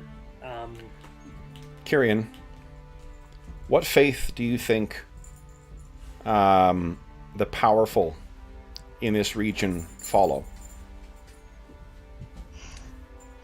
I don't think they would follow any particular faith. They may say they do.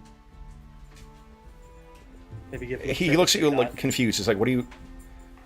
Do you genuinely? Do you think that those who are in power, who claim devotion to one god or the other, that they are not truthful in their hearts.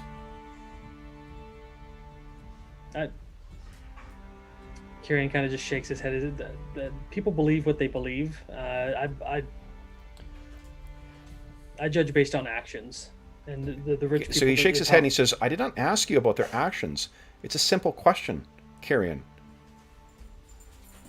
Who do you think that they give their faith to?" I think it's Saint Yig.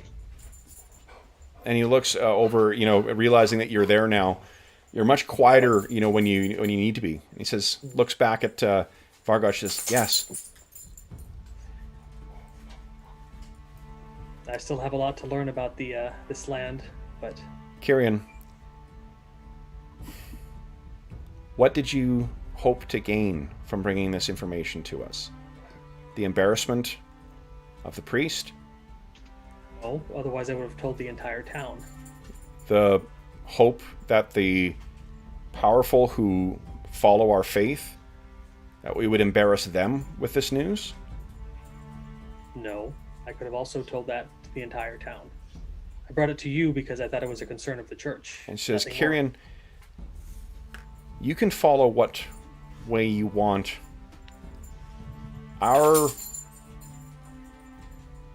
You need to find your own path, but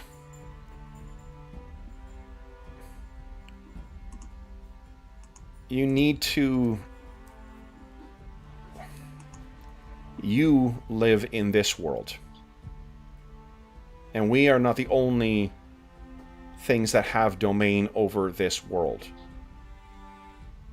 If you had brought this information to the town, how would that have benefited the church, me? It would not have. Then I ask you again, what did you hope to gain from bringing that information to me? I hope to gain nothing. I thought it was the church's business. I thought perhaps the two incidences were linked, but... Well, I was actually thinking that if the church needed to get it back, you could get it back secretly from the Duke's son, and maybe you'd feel happy that we helped. Maybe give us a potion or two. You either think... Bargosh is not very smart. He's just like... No.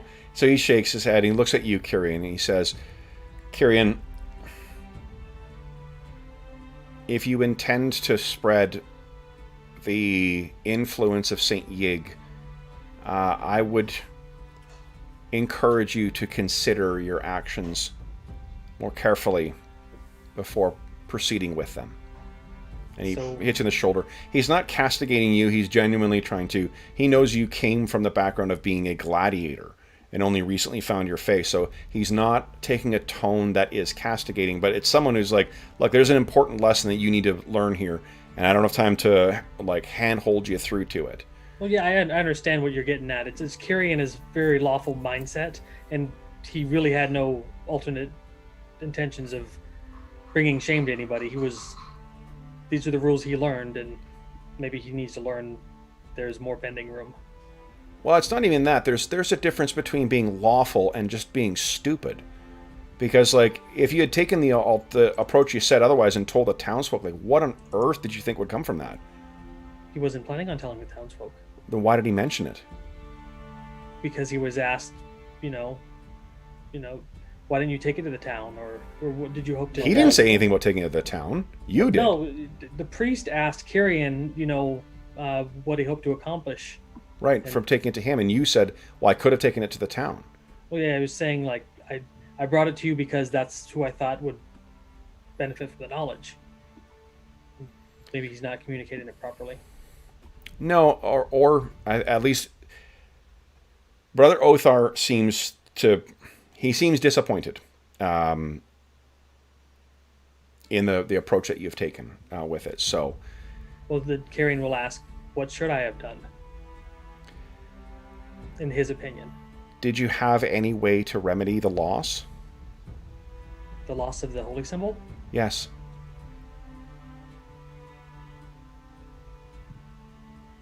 giving him a new one? If you... Odekirk has departed now. And I don't doubt that he will find a way to replace one. Having met him, I have my suspicions it is not the first that he has lost. However, our alliance with the House of Ironguard, they are... Lord Viscount Kell is a friend and boon supporter of the church. His son seems to be struggling to find his path. I see. Carrion will bow his head to him and say, "Thank you for the knowledge. This land is far different from where I come from." You come from a circumstance where you have an adversary who is quite clear, who you need defeat, and then your task is completed. Life here, particularly in the Duchy, has more nuance. You will find your way, but you need consider replacing that or relieving or recovering the symbol from our young lord. Both could have been to an advantage, though he is a mercurial temperament, or has a mercurial temperament, and I don't doubt that it pleases him that he has made one of our order look as foolish as he has. See.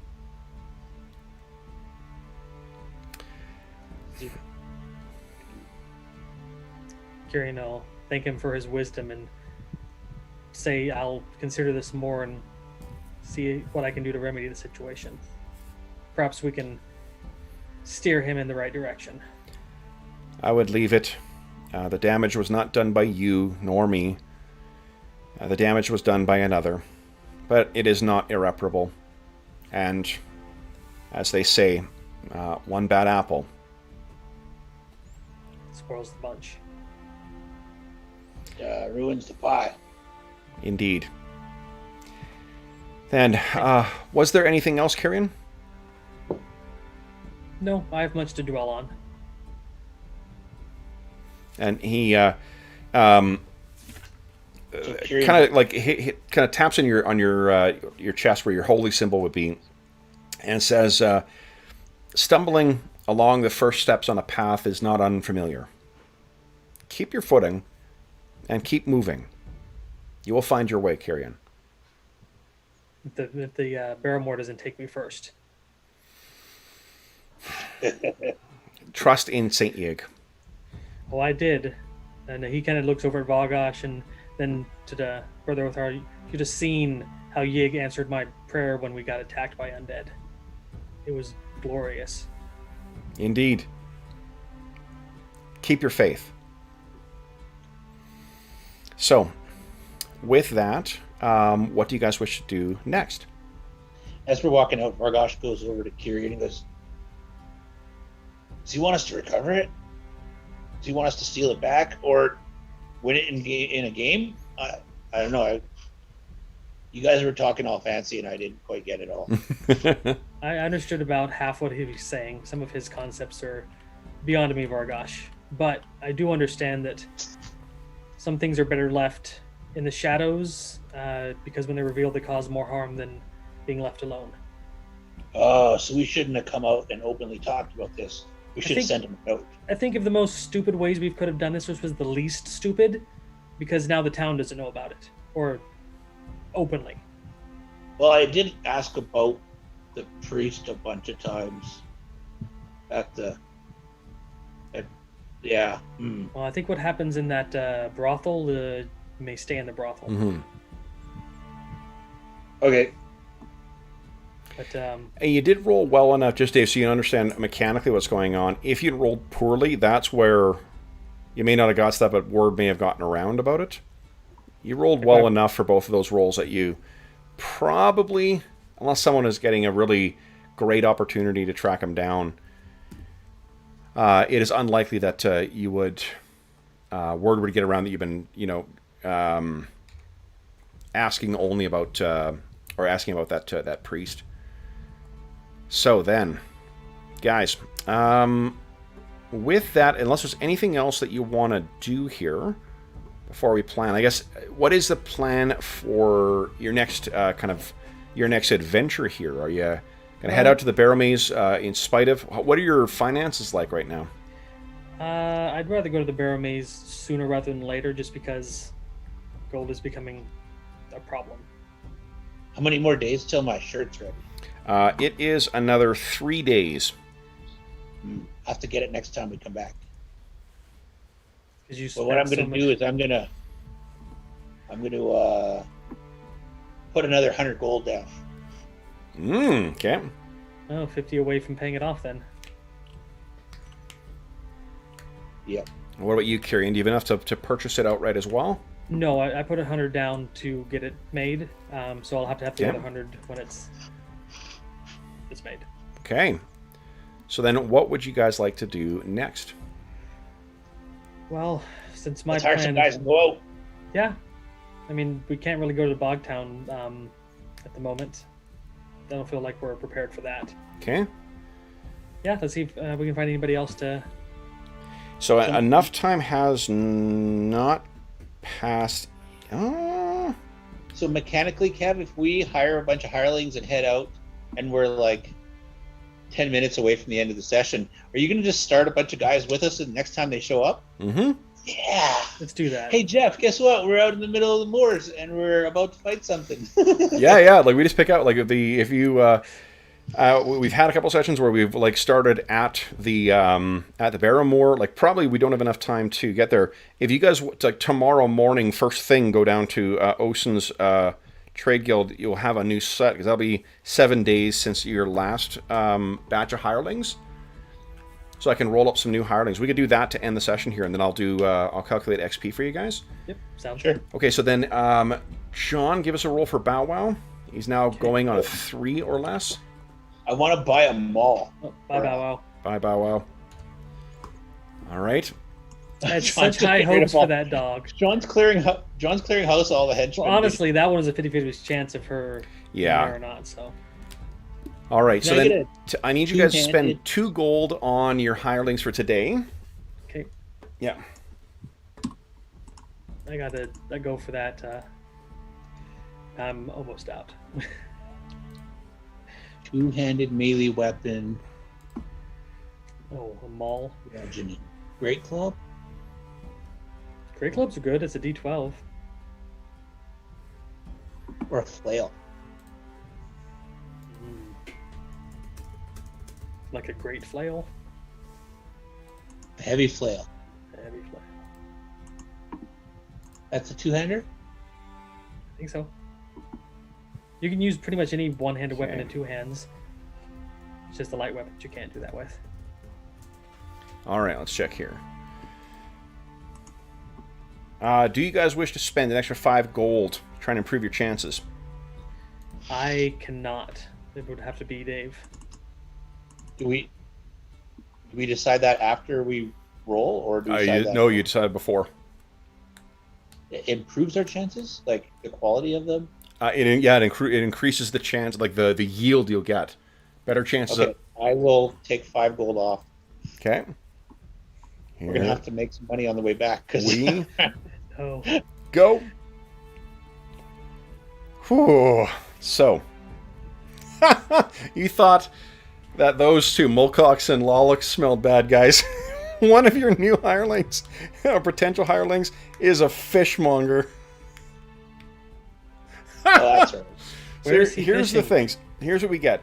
Is you have, there are, oh my god, there's only one man-at-arms. There's one man-at-arms who is an escaped serf named Vermin. Vermin Verman, not I-N. Vermin is a... Oh my gosh. A man-at-arms with a light crossbow and a dagger, wearing leather armor, and he has a fishing pole. That's not the one who's the fishmonger. The other two are torchbearers. One named Soldox, who has a dagger, who is a fishmonger, and he has a pair of coconuts. And the other one is Arlen, an older gentleman who has a dagger, who also has a heavy woolen blanket. But 5 gold wasn't good spent. there is another henchman who seems eager for you to join. That is a gnome. A gnomish... what is it called? Archivist. And his name is Jared. You don't pay for him to join the party. He has a class level. He just takes a share of the gold. But an archivist is a divine caster. He also has extensive knowledge of different supernatural foes and can grant a bonus to attacks against those things. So think of a bard giving kind of a bardic bonus, but instead he grants a... it's based on his knowledge of the various bizarre things out there. I say yes to the gnome immediately.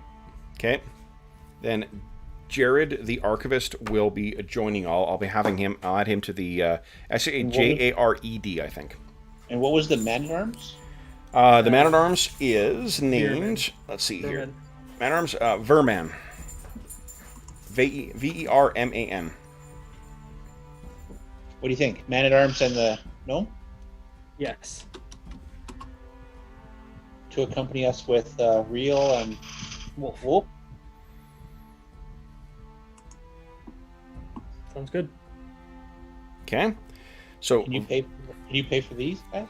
it's only one gold for Verman, and then Jared is just going to take a share of the loot. Yeah, I'll pay for Verman. Okay. Okay. All right, then, guys. Let me calculate the XP here. So a great flail or heavy flail? Yeah, heavy flail. Okay.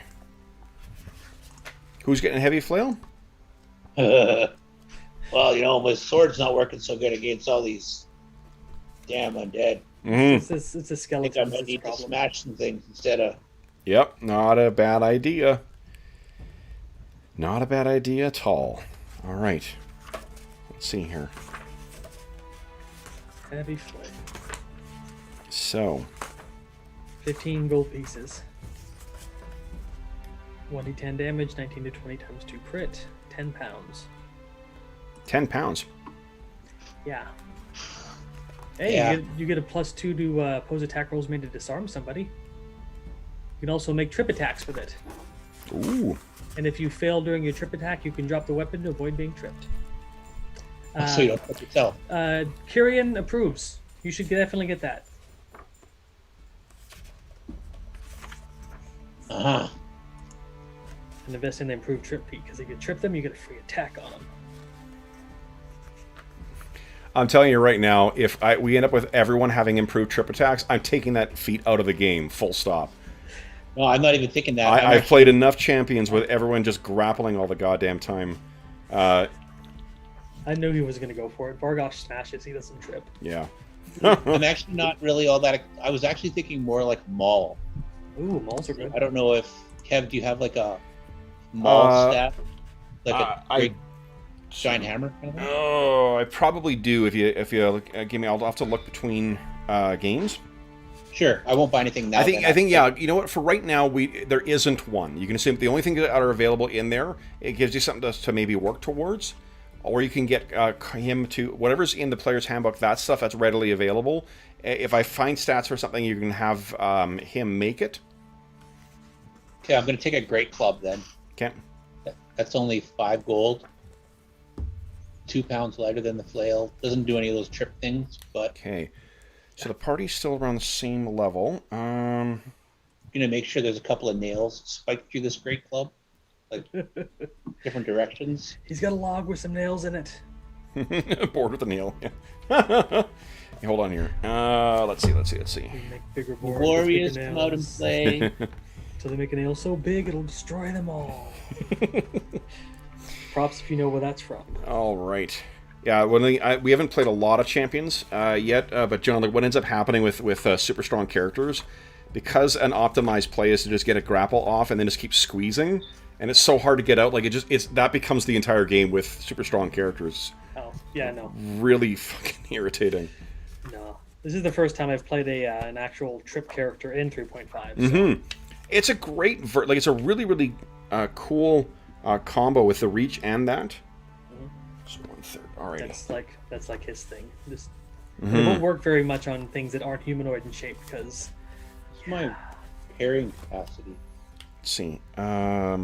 So that is. What's your strength? 16. Alrighty, guys. How many points of astonishing fortune are left? There's 1. 1. Okay. All right. Oh god dang it! I don't have my. 76 pounds or less. Thing. I need to leave meat shields open so I can add stats for this character. 15. You've got the same strength as me. Excuse me.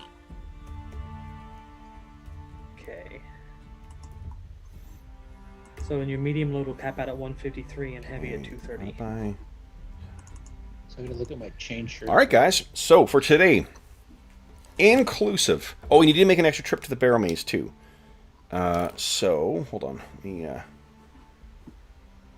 Whoop. What am I wearing right now? Is that a leather? Mm-hmm. All right.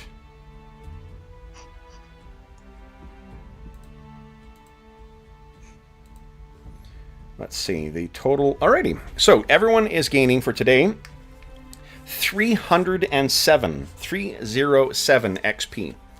That includes the XP for the leftover Astonishing Fortune, and the XP for the trip, and for the adversaries that you faced along the way. Did anyone ding? No. Dave may be close. What about real? Is he I'm real 20 close? I'm 2660 out of 3000. Getting Oh, Real's already second level, right. Did you add Real's XP in as well? not yet. Okay, so he's 307 plus 2128 is 2435. He's just behind me. I'm at 2660. Okay, nice. Alrighty. Then, guys, so for those listening at home, thank you so much for joining us for our next session of, or session 5 of the Barrowmaze 3.5 campaign. As is always the case, if you have any comments, questions, or concerns regarding the session, the campaign, or the game we're playing, then you can leave a comment in the section of the video down below, and I will endeavor to reply in a timely fashion. In addition, you can find a link in the description of the video to the Dungeon Musings Discord server. That is where all of us are active, and we have channels dedicated to this campaign, every other campaign we run on the channel, as well as a bunch of other great channels. Tons of great people over there, tons of great conversations. You are more than welcome to join us over there. In addition, from now on, you'll find in the description of the video, you will find a link to something called Heroes Save Villages. That's the charity fundraising campaign we run on the channel. It benefits the SOS Children's Villages International Charity, a really great organization active in over 130 countries that benefits over 80,000 orphaned and abandoned children from now until August 1st, 2021. For every $25 Canadian that you donate, you get one chance to win the grand prize or one of the other great prizes in our next charity raffle, which will happen on August 1st, 2021. The grand prize is a copy of the Beetle and Grimm's Legendary Edition Curse of Strahd box set. And if you don't win that, second prize is a copy of the Shadowy Silver Edition of Van Richten's Guide to Ravenloft. So, two really terrific prizes that were generously donated by our friends at Beetle and Grimm. I cannot say enough great things about them. And starting next week at the time of recording, they have a brand new box set coming up. 2 different versions, a Platinum Edition and a Silver Edition for the newest, I don't remember the name of it, to be honest, but the newest adventure that's coming out for something Wildmount or something Wild, something or other. It's not set in the Critical Role setting. It's some other kind of adventure, but in any event, they're offering 2 different versions of the box set from that. So if you are a fan of what Beetle and Grimm does, you can feel free to head over there. If you don't win either of those awesome prizes, you still have a bunch of other great prizes you can win, including a copy of, a beautiful chainmail dice bag made by our resident armorsmith here, Dave. Look at that beautiful thing. You could also win a couple of Dungeon Crawl Classic modules that were donated by our buddy George. You could also win a copy of the Jackal's Bronze Age Fantasy RPG, which is one of our favorites on the channel. As well, from now, I think for another 2 weeks, if you are a member of or you want to join, it costs you nothing, you just got to sign up for it, for the, the UK Games Expo.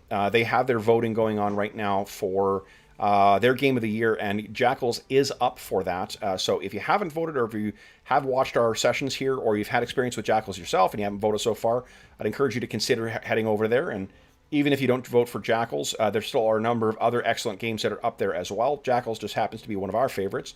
And on that note as well, too, and completely unrelated to this, the author of Jackals, J.M. DeFoge, has very generously donated a copy of the brand new Fall of the Children of Bronze epic campaign from that's playable, usable with Jackals as another prize as well.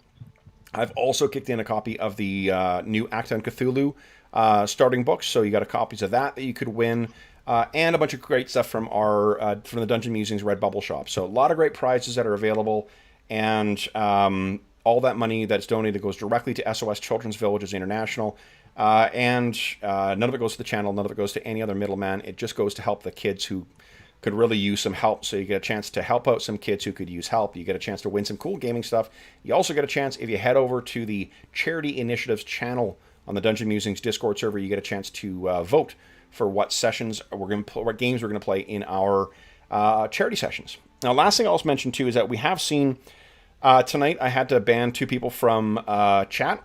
I will say that the Dungeon Musings community that has built up over the past couple of years is a terrific group of people, and a terrifically welcoming group of people. However, the rule we apply is when people show you who they are, believe them. So if you show up and you say either sexist, racist, or other dickheaded things, we will ban you without any warning. This is not the channel for you. You won't enjoy the content. You won't enjoy the community, and we're not interested in having it there. You are anyone who is brand new to the channel, particularly coming in through the 3.5 game. You are absolutely welcome here. We welcome new people into the channel and the community all the time. However, if you prove yourself to be someone who is going to be a toxic presence, you're going to be gone. We don't want you here, and that's it's as easy as that. We don't have any set rules or anything like that. It is simply a matter of judging whether you are acting in a way that is going to make other people feel uncomfortable or feel unsafe. If that is the case, you are not welcome here, full stop. So, with that being said, and with probably the worst transition I've had, a huge thank you to Dave and John for playing today. Every time we play this, I feel a couple things. For one, I feel I've better learned the rules, which is great because I really like making sure I've got my handle on that. And I have even better time. So congratulations for making yet another successful foray out to the Barrowmaze. Congratulations on plumbing the second mound in the campaign too, guys. We got to have bragging rights that, Dave, you've been to 2 of them so far. And for those listening at home, thank you so much for joining us. Until we see you again, we hope that this finds you healthy, safe, and weathering the current crisis as well as can be expected. We hope that we've given you a few hours to take your mind off of the troubles of our world and think about the troubles that our heroes get into as they try and plumb the secrets of the Barrowmaze. And until we see you again, stay safe, stay healthy, and happy gaming.